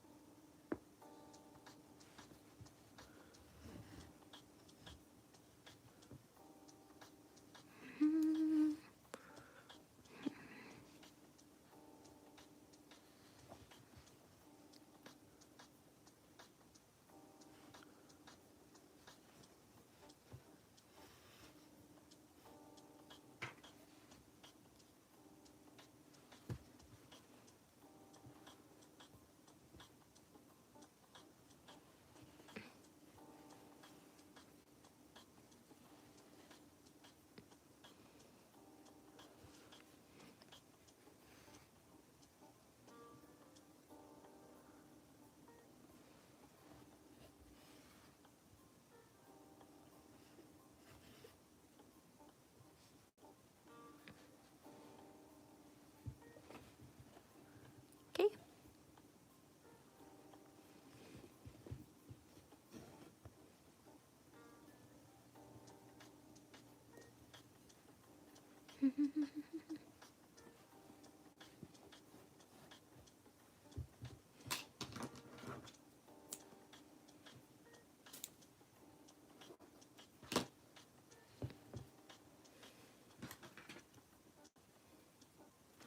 Okay, now onto the final leg.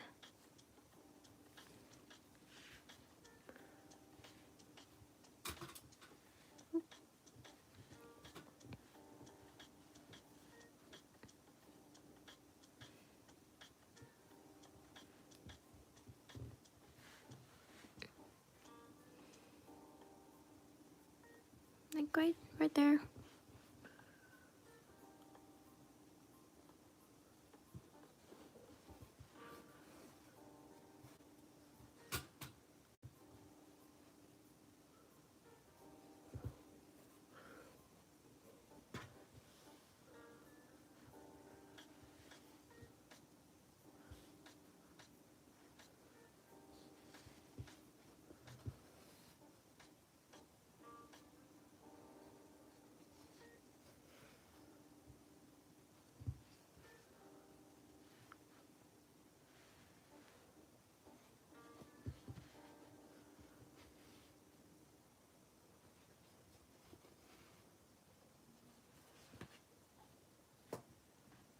Okay.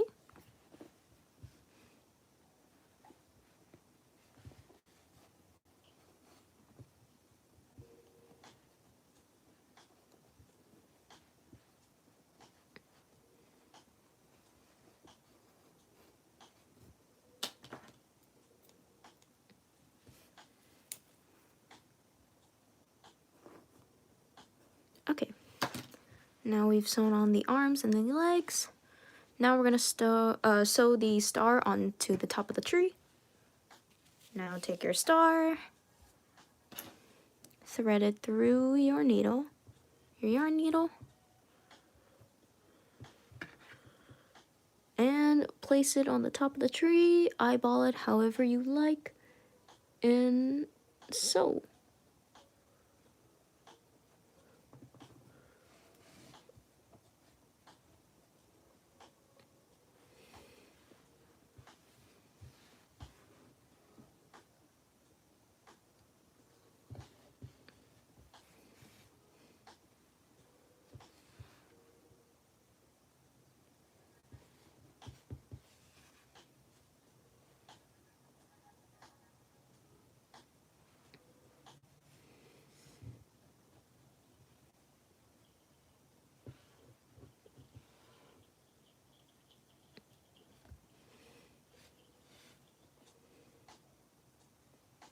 Okay, that looks cute.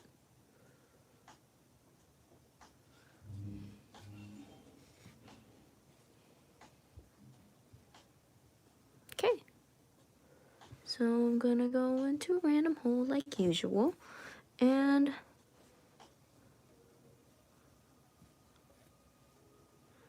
cut my yarn tail.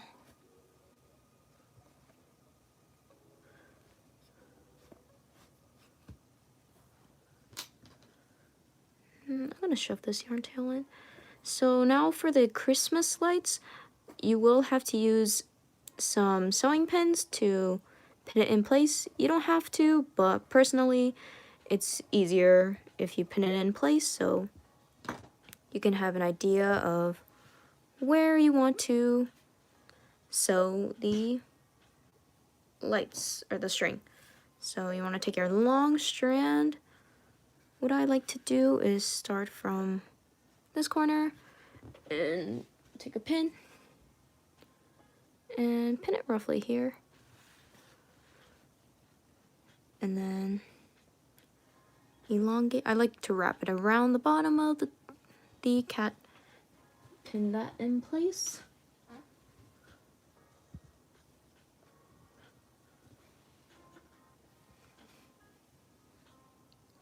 And then right here. And now we're gonna go around the Christmas tree. So this might require a lot of pins or so. I'm just gonna make sure this will go all the way around. Yeah, this will be fine. Ooh. Okay, so going to wrap it around the Christmas tree. Taking your pins and pinning it in place.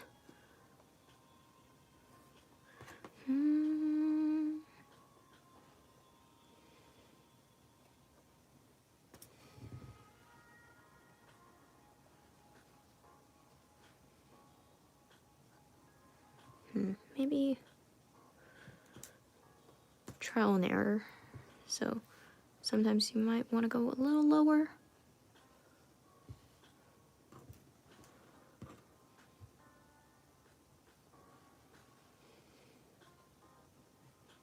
Like so.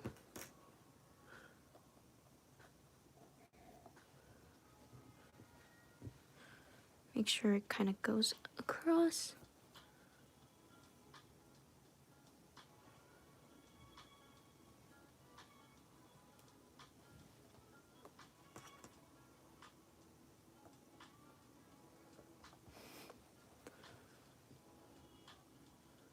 And it looks like this kind of, I'll just pin it. Let's see, how does that look? Maybe take this pin out, make it go a little longer. Like so.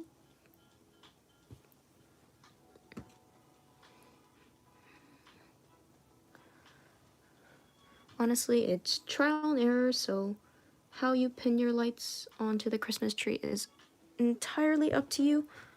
I think I'll need 2 more pins. So one right here, and one for the very top, right behind the string lights. Okay, so we got our Christmas lights all pinned up, and now we're gonna take a thinner yarning needle. So maybe something like this.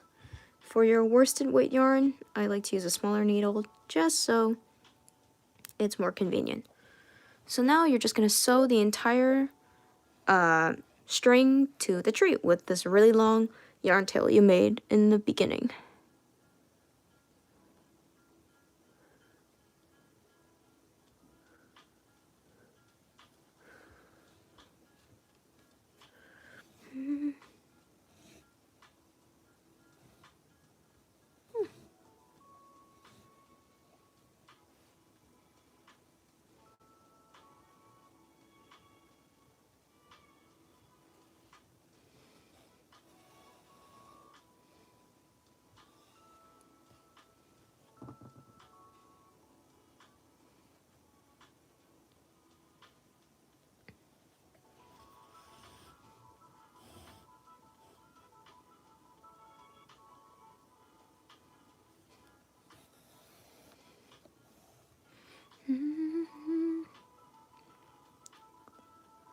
I don't know, I find this part to be very relaxing.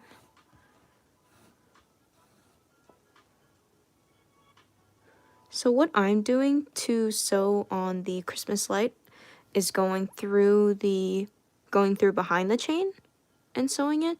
So you'll notice like here, there's like behind the chain, there's like small ridges. I'm going through these tiny like ridges. So you'll find like this. So I'm just doing that for every second chain because going through every chain would take forever. So I'm just gonna go through every second chain.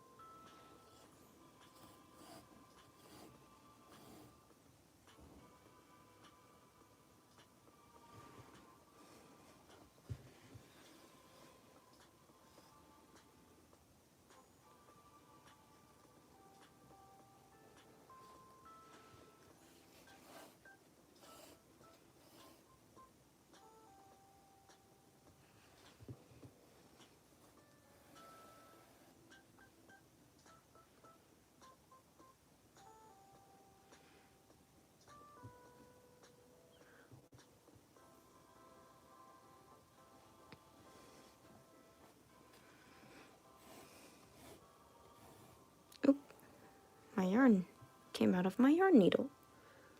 Oh no.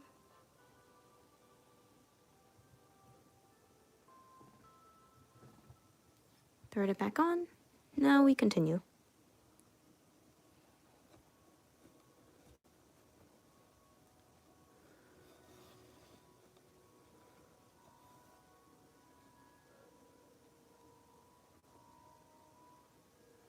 You could even sew the chain like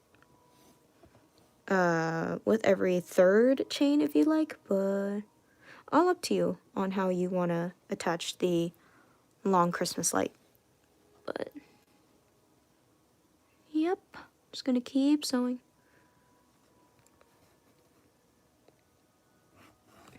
Oh, I just hit my camera. Oopsies. If you find that you need more yarn, like a longer yarn tail to sew your lights, to sew the string onto the tree, feel free to cut more yarn from your yarn ball and proceed.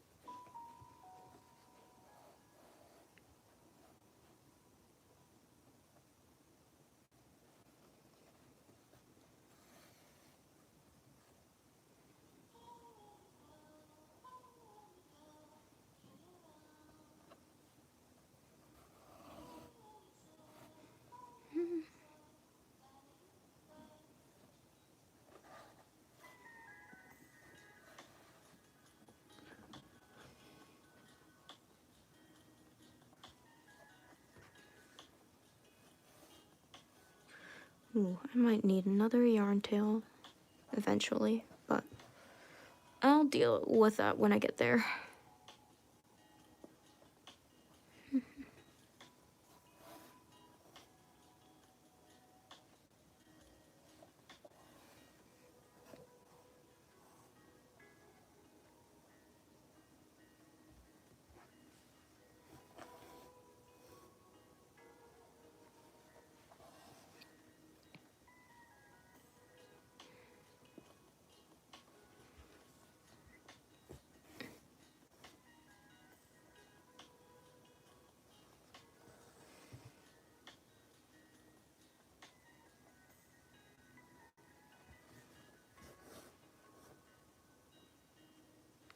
Okay, so we're like almost halfway there.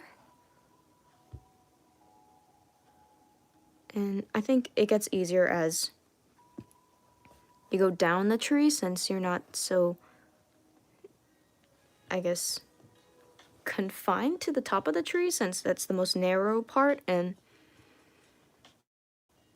the most curves, I guess, in the string. I don't know if I'm making sense or not, but that's what it's just easier as you go down the tree to sew the lights on.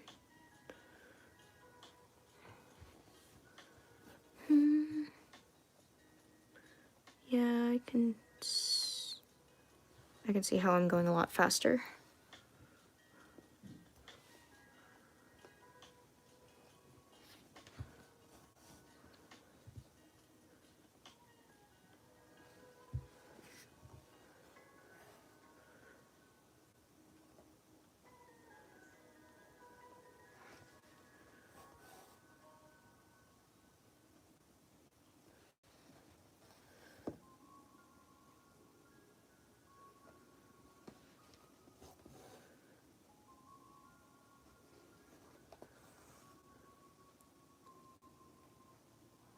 Okay, so I'm almost there.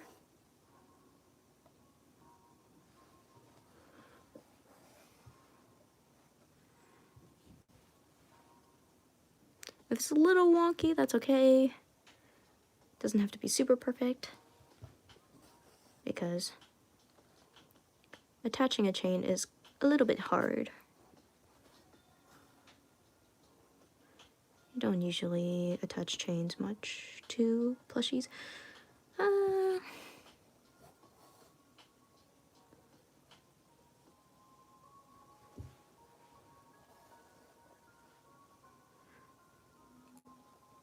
you could take out the safety pins or the sewing pins as you sew the chain on. I just find myself taking them out once I'm done.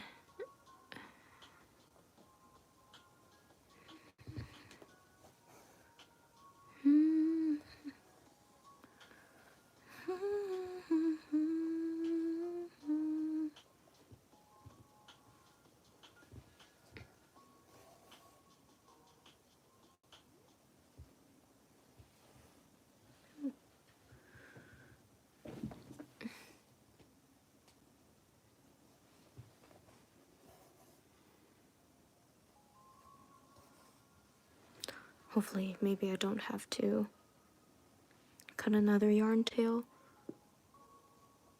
because I found myself cutting another yarn tail when I was sewing my first Christmas cat tree, but hopefully I don't have to do that. Let's hope, let's hope.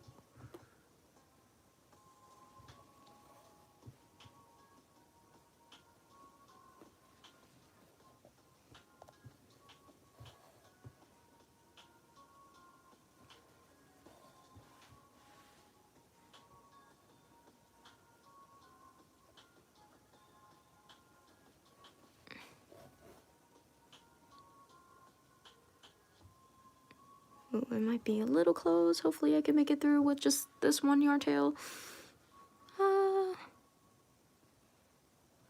Maybe the last couple.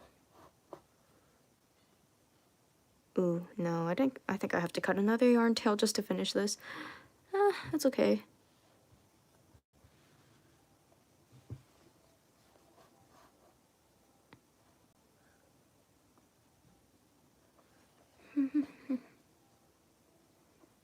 I definitely do. Okay, so if you need to cut another yarn tail, feel free to go through a random hole, tie your yarn off, and stick it into your cat tree.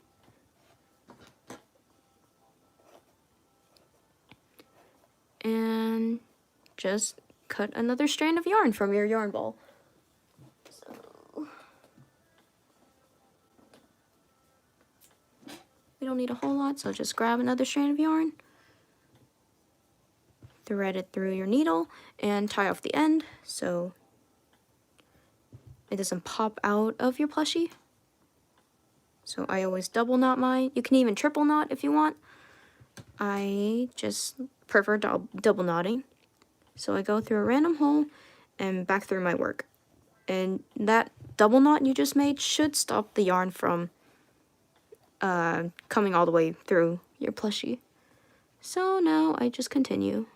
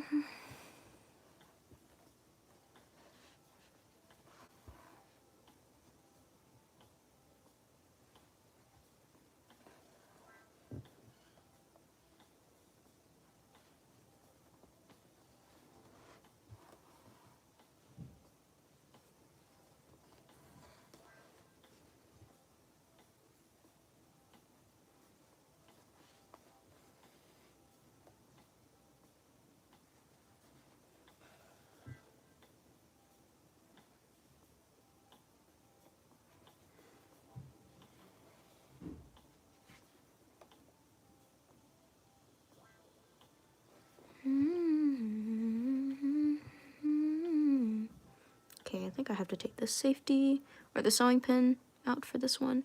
I keep calling it safety pins for some reason. Okay, so we're almost done. We're just getting there. We're at the final stretch of sewing the chain onto the plushie.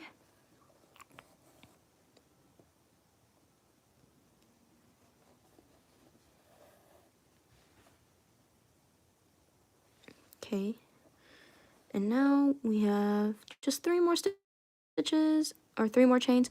I'm just gonna sew the last chain to the plushie, and then we're done. So go through a random opening and tie your yarn. Oop. And pull out. Okay, and cut your yarn. And with this remaining other yarn tail from the beginning of your chain, I just like stuffing it into the plushie. Okay, we've sewn the chain on. Now you can take all your sewing pins out. So I'll just do that right now. And we'll go on to sewing the Christmas lights.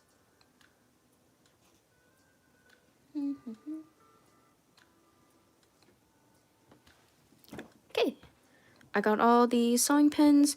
You can kind of fix the chain a little. And now we can go on to sewing on the Christmas lights. So you can sew on the Christmas lights however you like and in whatever order you like. I'm just gonna use my other cat tree I used as a reference. So I started off with a green, and I'll start off with a green Christmas light with the edge.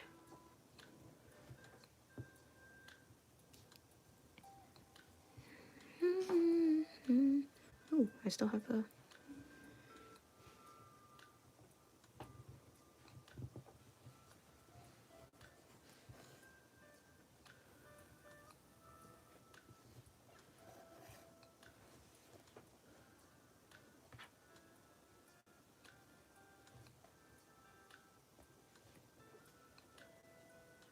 And I don't sew it directly on under the chain. Oh, I sew it under the chain, but not on the chain, if you know what I mean. I just sew it under the chain just to mimic the Christmas lights hanging off of the string, but I don't sew it onto the chain. But sew your Christmas lights however you like. Just gonna tie it off. And stuff.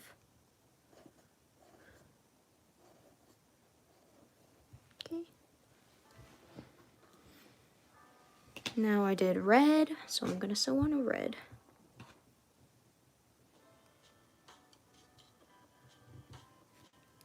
And if you find that you don't have enough lights to fit on your Christmas tree, you can avoid putting any lights on the back and focus on the front. That's kind of a like easy way to do it, because you know you're gonna look at the plushie towards the front more, so you don't necessarily have to put any lights in onto the back of the cat, but up to you, honestly. If you get lazy like me, you can just simply put all of the lights towards the front of the cat.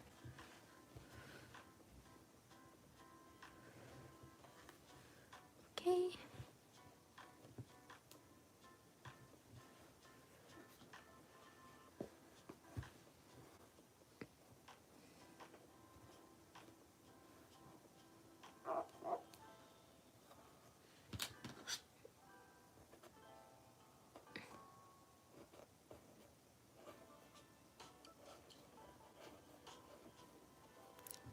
Okay.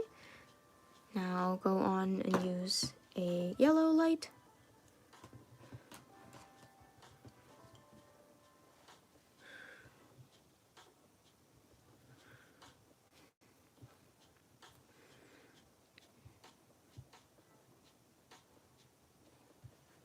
I like to make them as evenly spaced as possible, but I think, I don't think I can fit another, maybe I can. If I do it like that, yeah, that should be fine.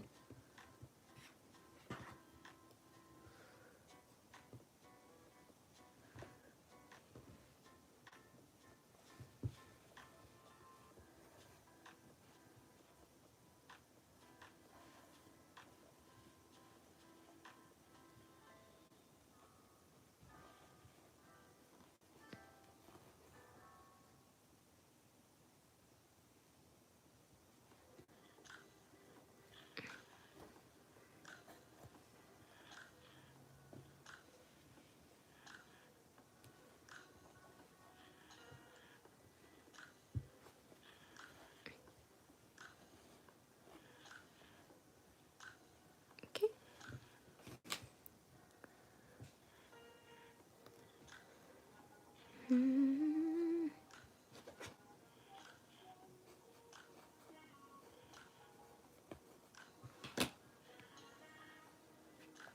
Now I used green. I'll go on to use another green light.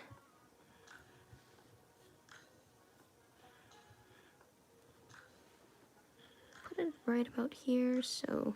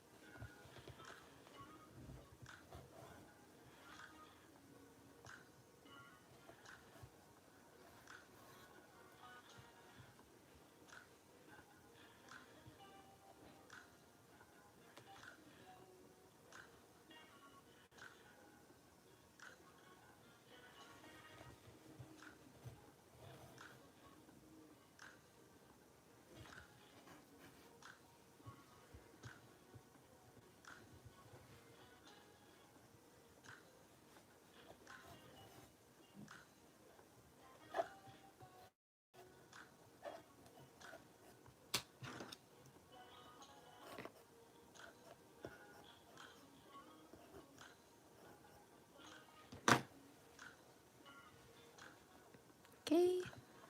We got this. Now we do a blue light.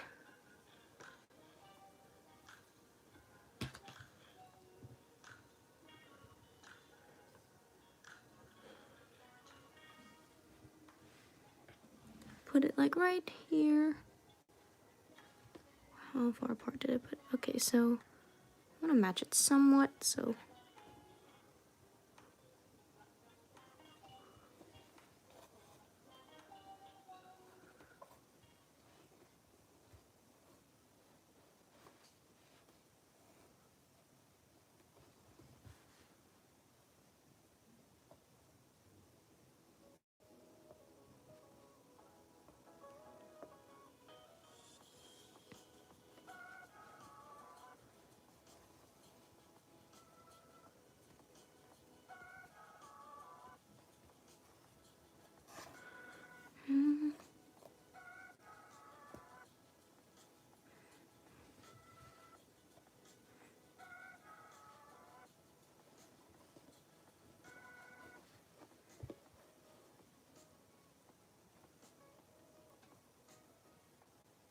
all right.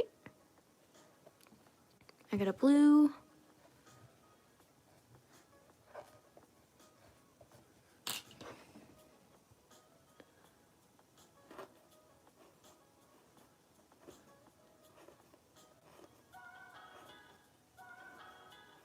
And then I did a purple light.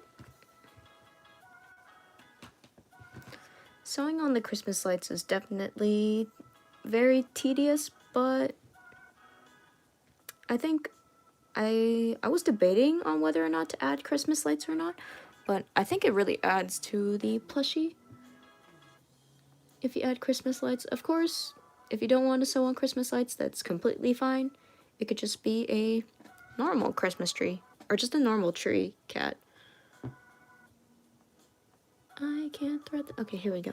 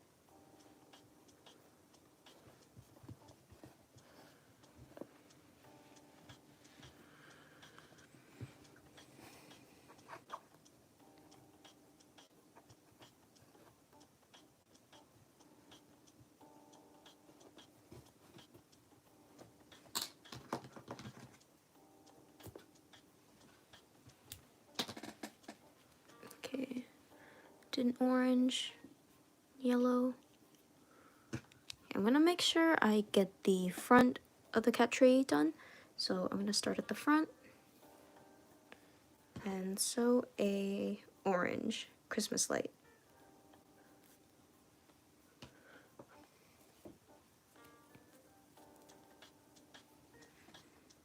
Right about here.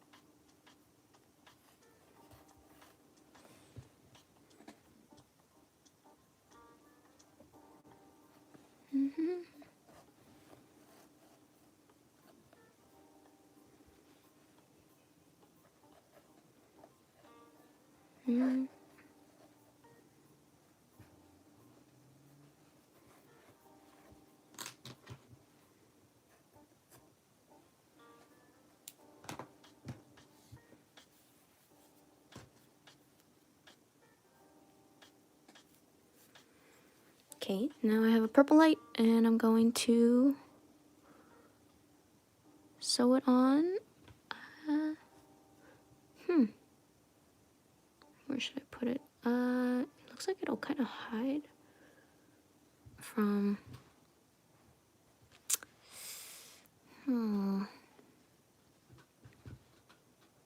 Yeah, I can sew it like right here. I noticed I sewed the star slightly lower than I did on the first cat tree, but that's okay, you know. Little differences in between your plushies kind of makes it, you know, it's handmade, so little differences in that are kind of charming and cute. So all your plushies don't have to look the exact same. They just embrace all the little differences.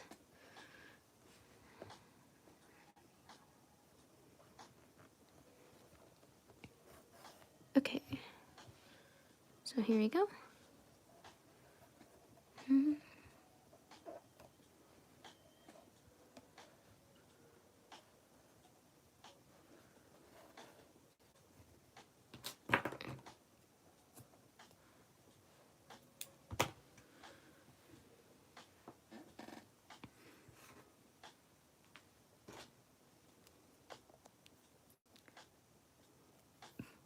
Ooh, I need to charge my phone. I'll be right back.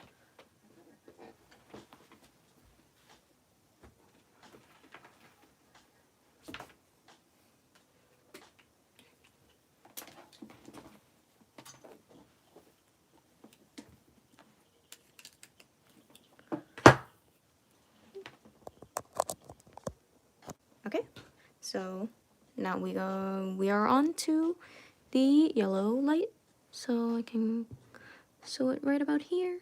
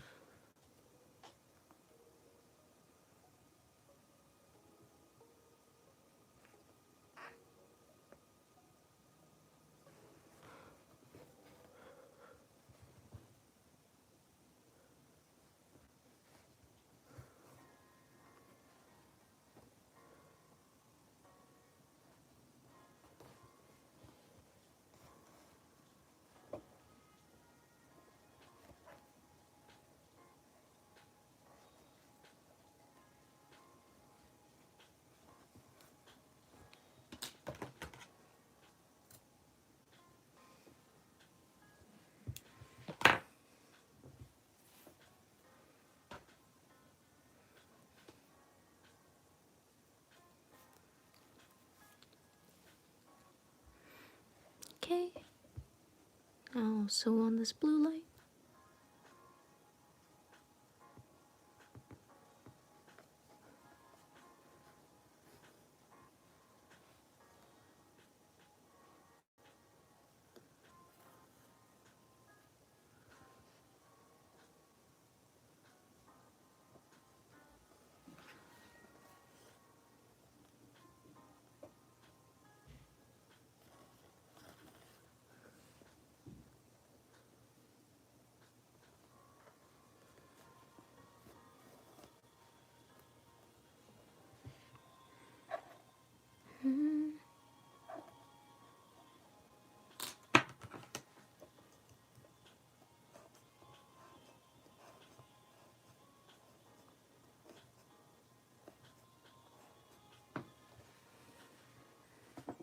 Okay, and I sewed a red light onto the back.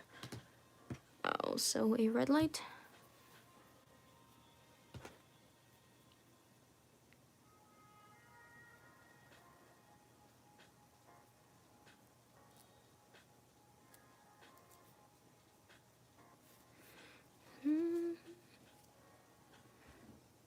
Like right here.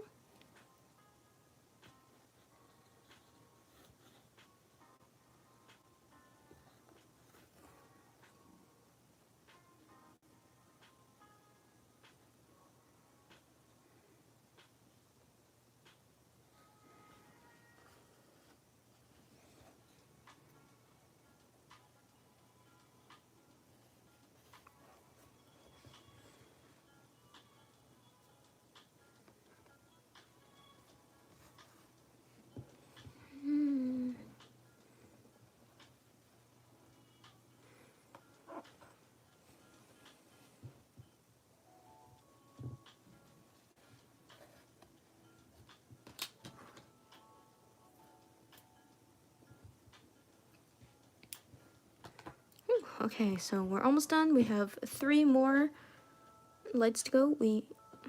How should I do this? Maybe green. I'll definitely do red next.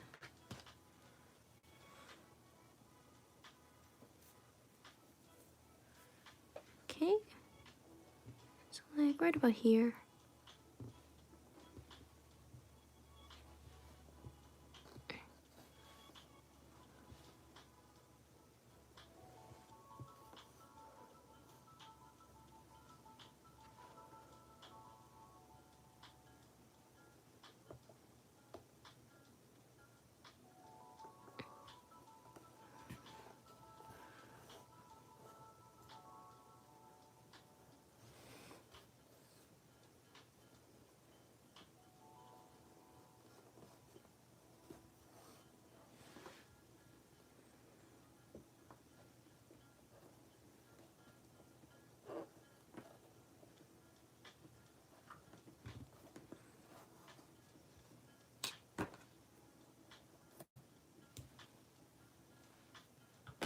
Okay, then I'll do green next.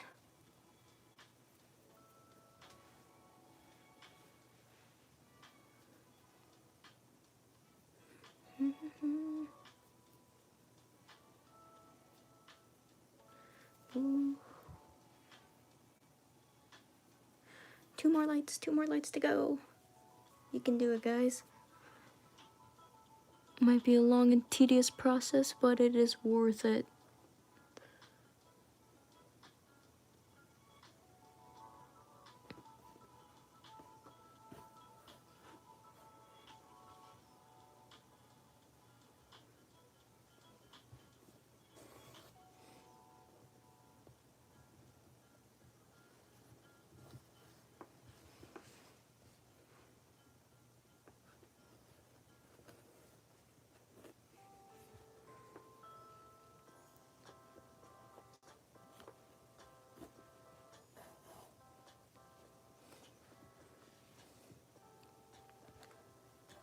Hello, Madoki.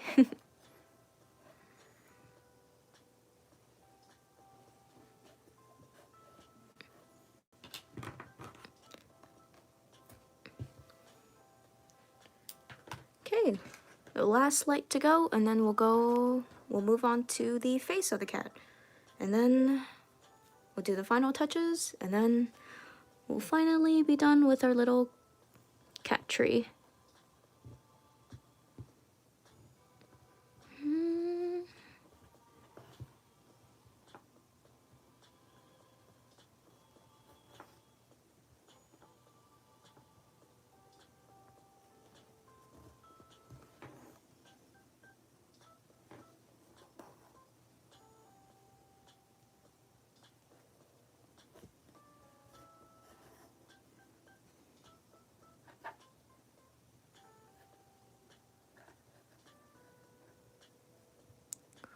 Ooh, that sounds fun, Maddie.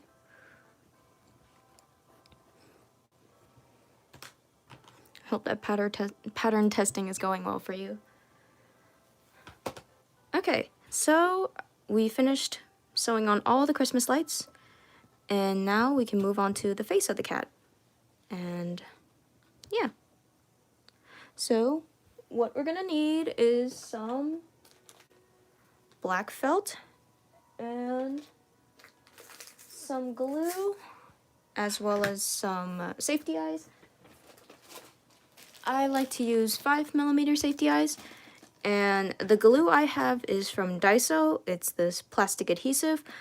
I just saw it and I thought it would be good for safety eyes since my safety eyes are plastic. And so yeah, you can get it at your local Daiso.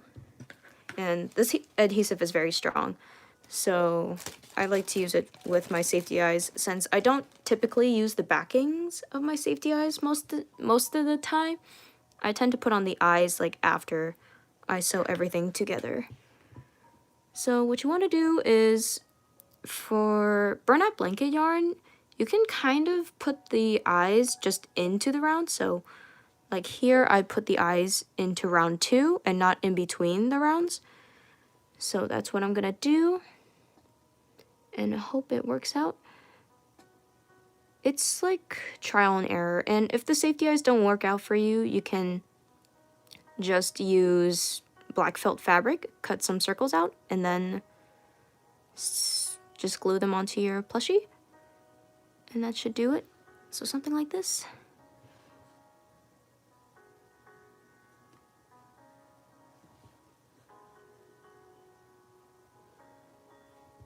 It all takes a little bit of trial and error, so maybe I should poke it a little closer.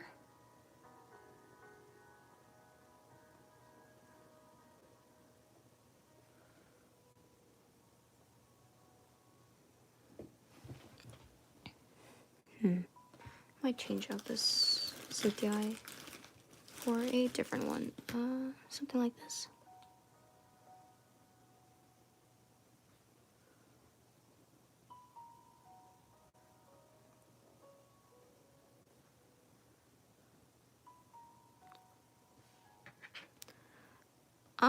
I'm actually not sure what the difference is between stiff or relaxed felt. The felt I get is from Daiso as well, and I find that it doesn't fray a lot compared to other felt fabrics I've used in the past. Okay. Deciding where to put the eyes on your projects is a little tricky.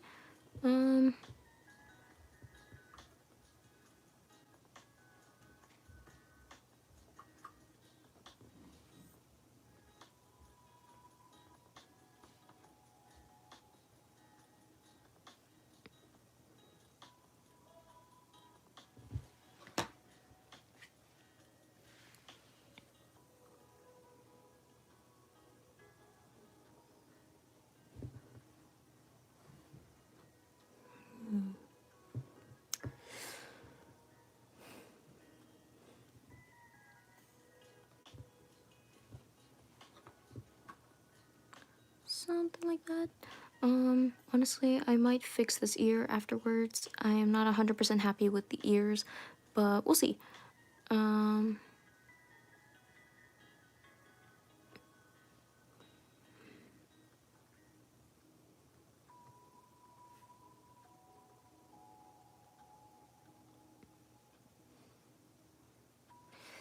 Something like this.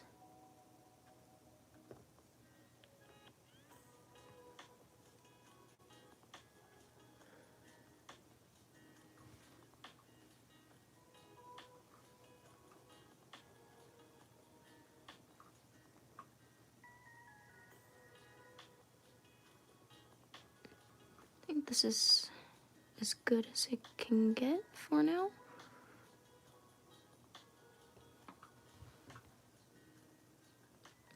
Yeah, that's pretty good.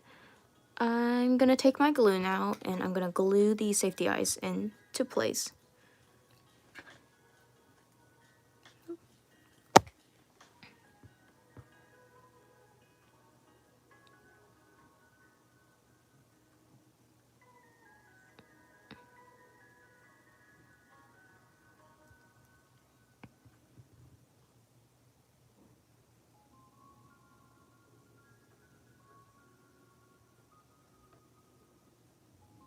And you want to make sure your eyes don't sink in too much, since burnout blanket yarn is very fluffy.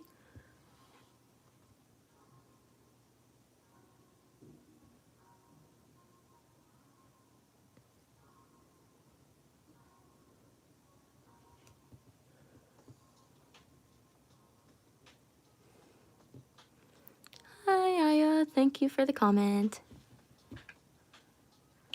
Okay, so now on to the most tedious, not the most tedious, but like for me, cutting out the mouth is a very long process for me. It honestly, sometimes it is trial and error, and I think I have a better felt than this. One second.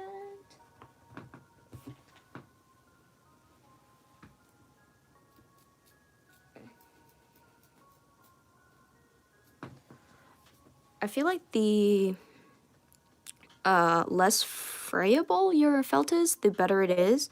So when you try to cut out small pieces like this, it doesn't fray and fall apart so much if you use like stiffer felt, I guess. So now you're just gonna make the mouth, and honestly, making the mouth for me takes the longest because I want the mouth to be as perfect as possible, which honestly, sometimes I spend like I want to say like sometimes I spend like a good 30 minutes trying to cut out the perfect mouth. But if you don't have that much patience, that's totally fine. You can cut the mouth in like 5 minutes and or even less and just stick it on. That's completely fine. I just like to take my time.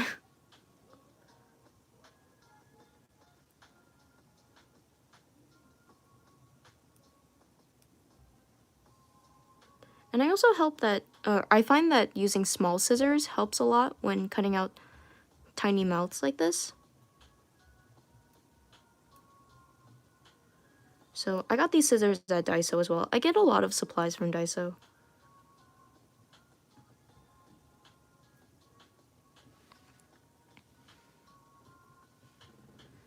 Okay, I usually start off with something like this and then I carve it out.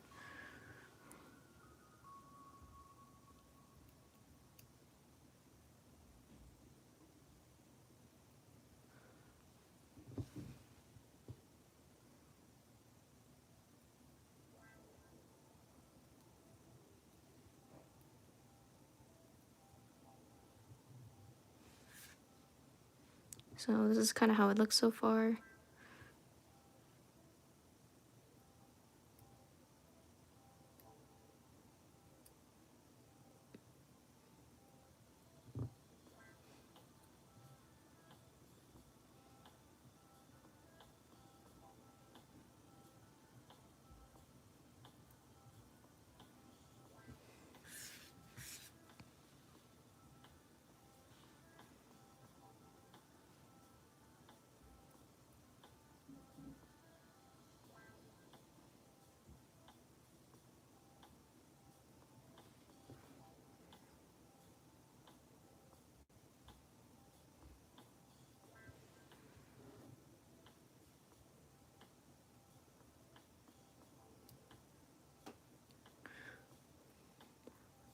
I usually get my yarn from either Joann's or my local Michael's craft stores.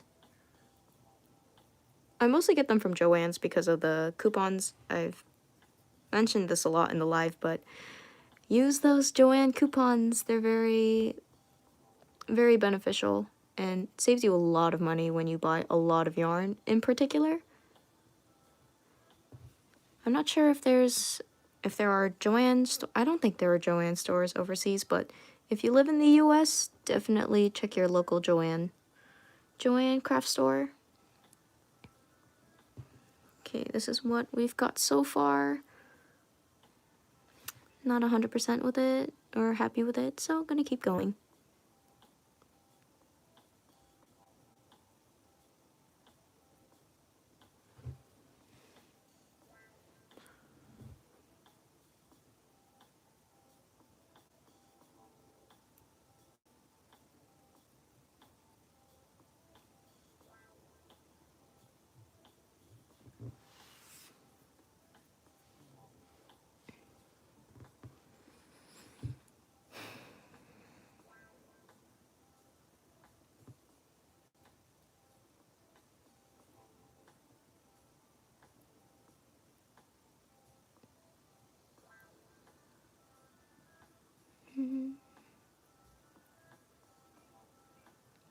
Ooh.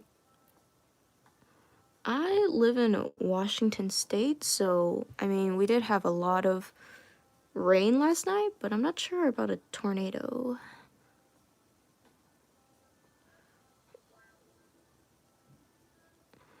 Honestly, it's not too hard. I don't know. Like, I'm not sure how starting a YouTube channel would be difficult in a sense.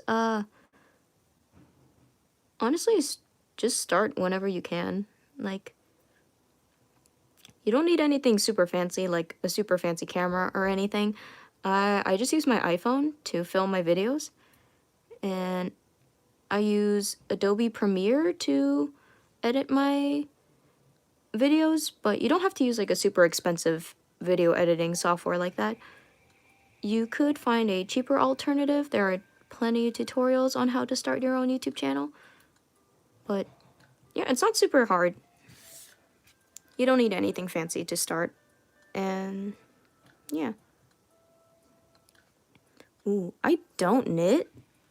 I actually kind of want to knit. I actually thought about making a video on me starting my knitting journey, because I've never knitted in my entire I've never knitted in my entire life, but I want to learn since I see so many cute like knitted sweaters that people make, like some knitted Instagram profiles and stuff, Instagram accounts. They're super cute.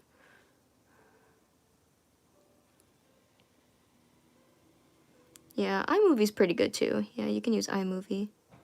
Don't need anything super crazy. Okay, we're getting closer. Yeah.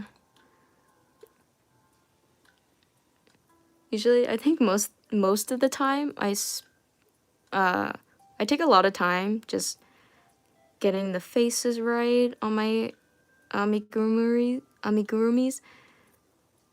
cause I'm a perfectionist, and I want to cut out the perfect smile and the perfect faces.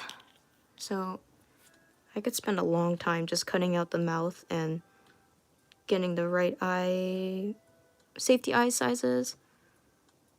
Just, yeah.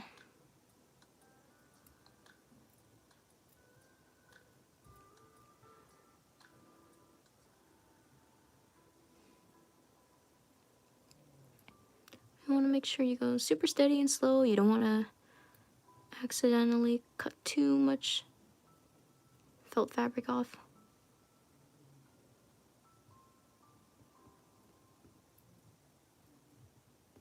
Might have just...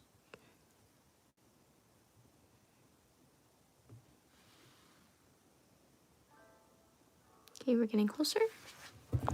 Oh, oh no.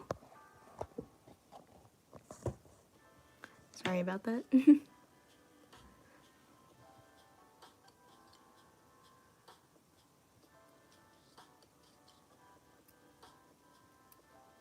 So yeah, I just want to say thank you for everyone who came to the live. It means a lot to me. Since this is my very first live, I'm slowly getting used to being on video and filming myself, because I'm actually quite a shy person, so yeah, being social is a little hard for me.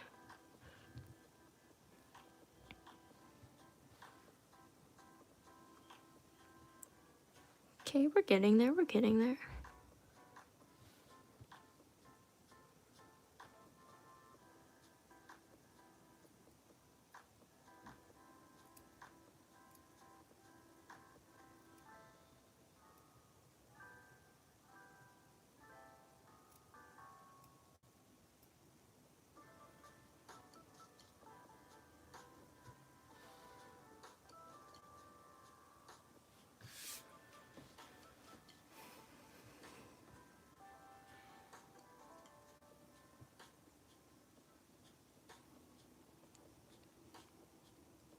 Oh no, yeah, definitely. It's really weird for me to think that I have 20K followers on Instagram.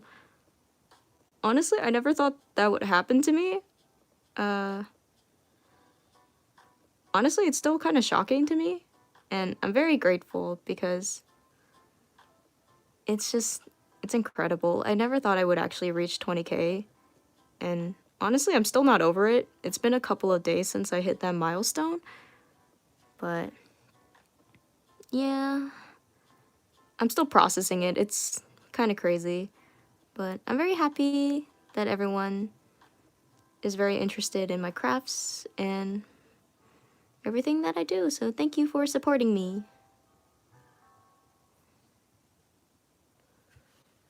Maybe I should, oh yeah, I should definitely trim these sides a little.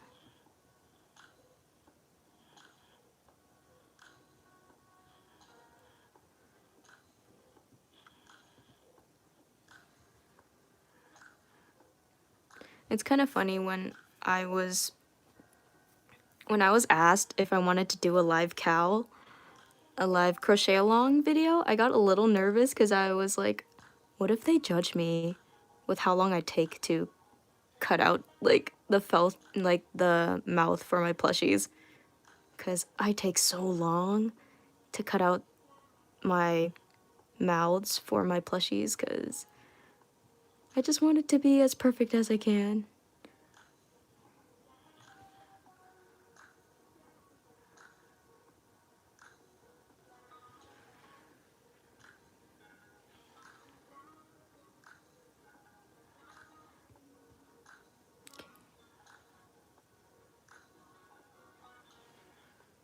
Okay.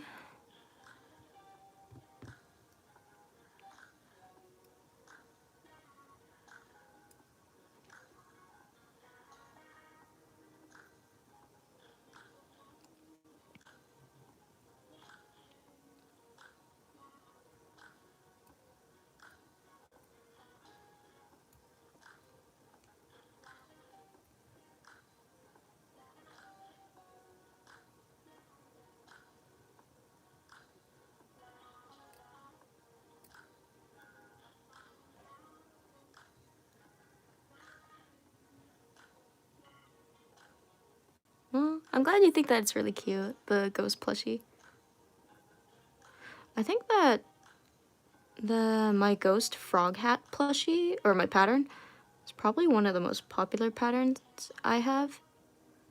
I didn't think it would be that popular, but I mean, it is cute.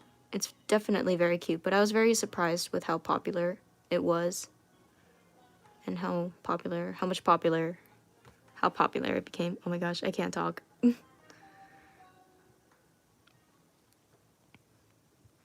Oh yeah, if you find yourself with a lot of like, just like felt, fabric dust kind of on your plushies, I'll show you how I take that off because yeah, that can get a little annoying when you're trying to like look and see how your mouth is looking on your plush. But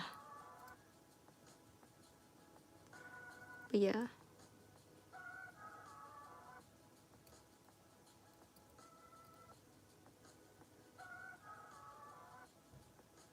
Okay, I'm getting there.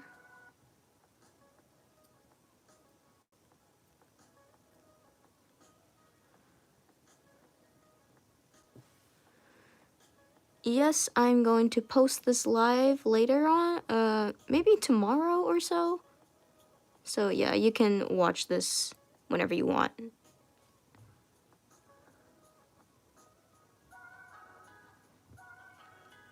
Okay, that's looking a lot better already. Maybe I want to cut it down a little on the sides.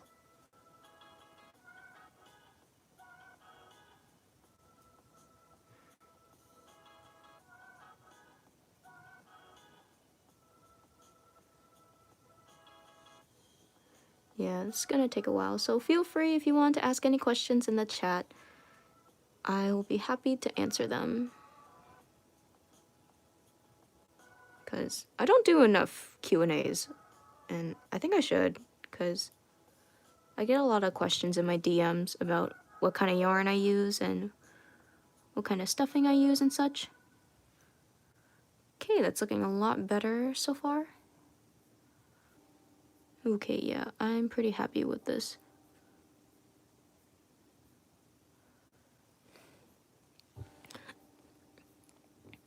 So I started crocheting back in 2016, in the summer of 2016, but I did take long breaks in between my crochet like journey.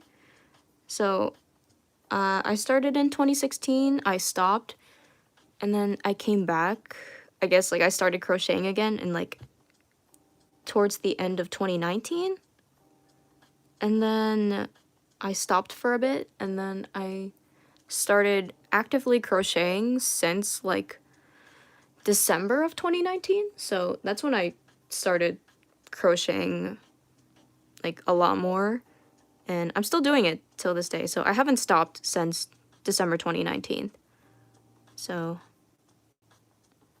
I say that I've been crocheting for 5 years, but I haven't been actively crocheting for 5 years. I kind of took long breaks in between.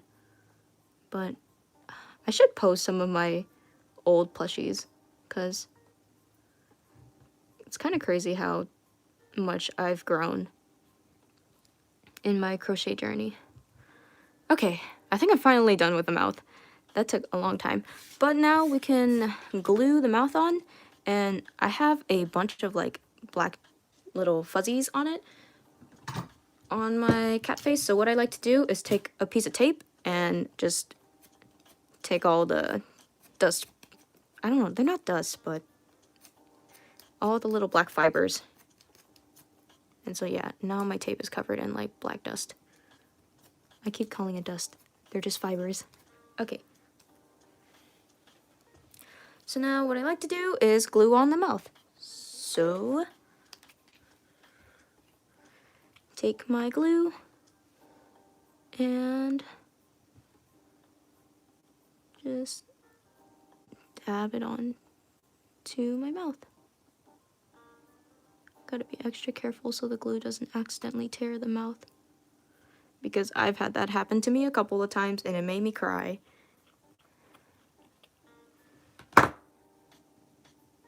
Okay.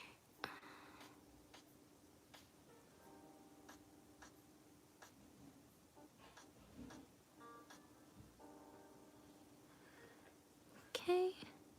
Oh, so cute.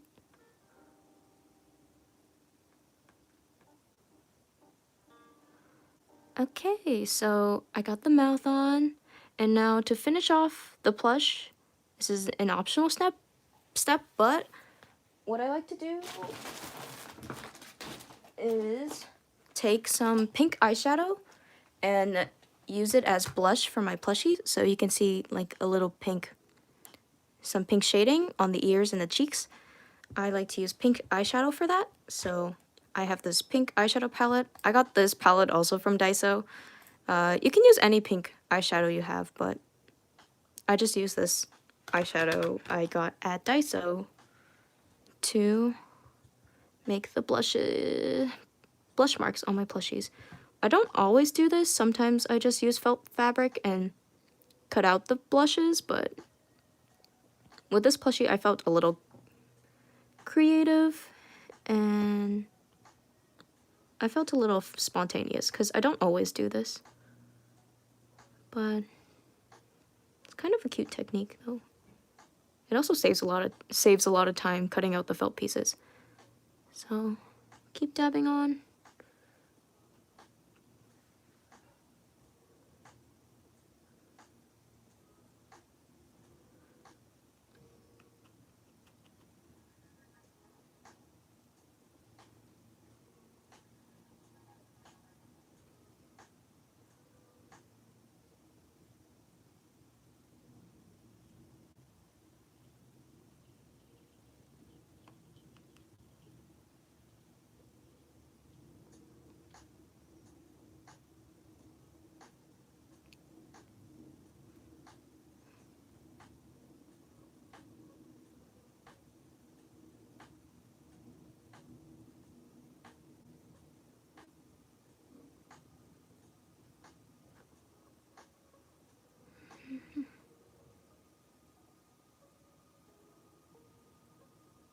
Okay, looks like I'm almost done.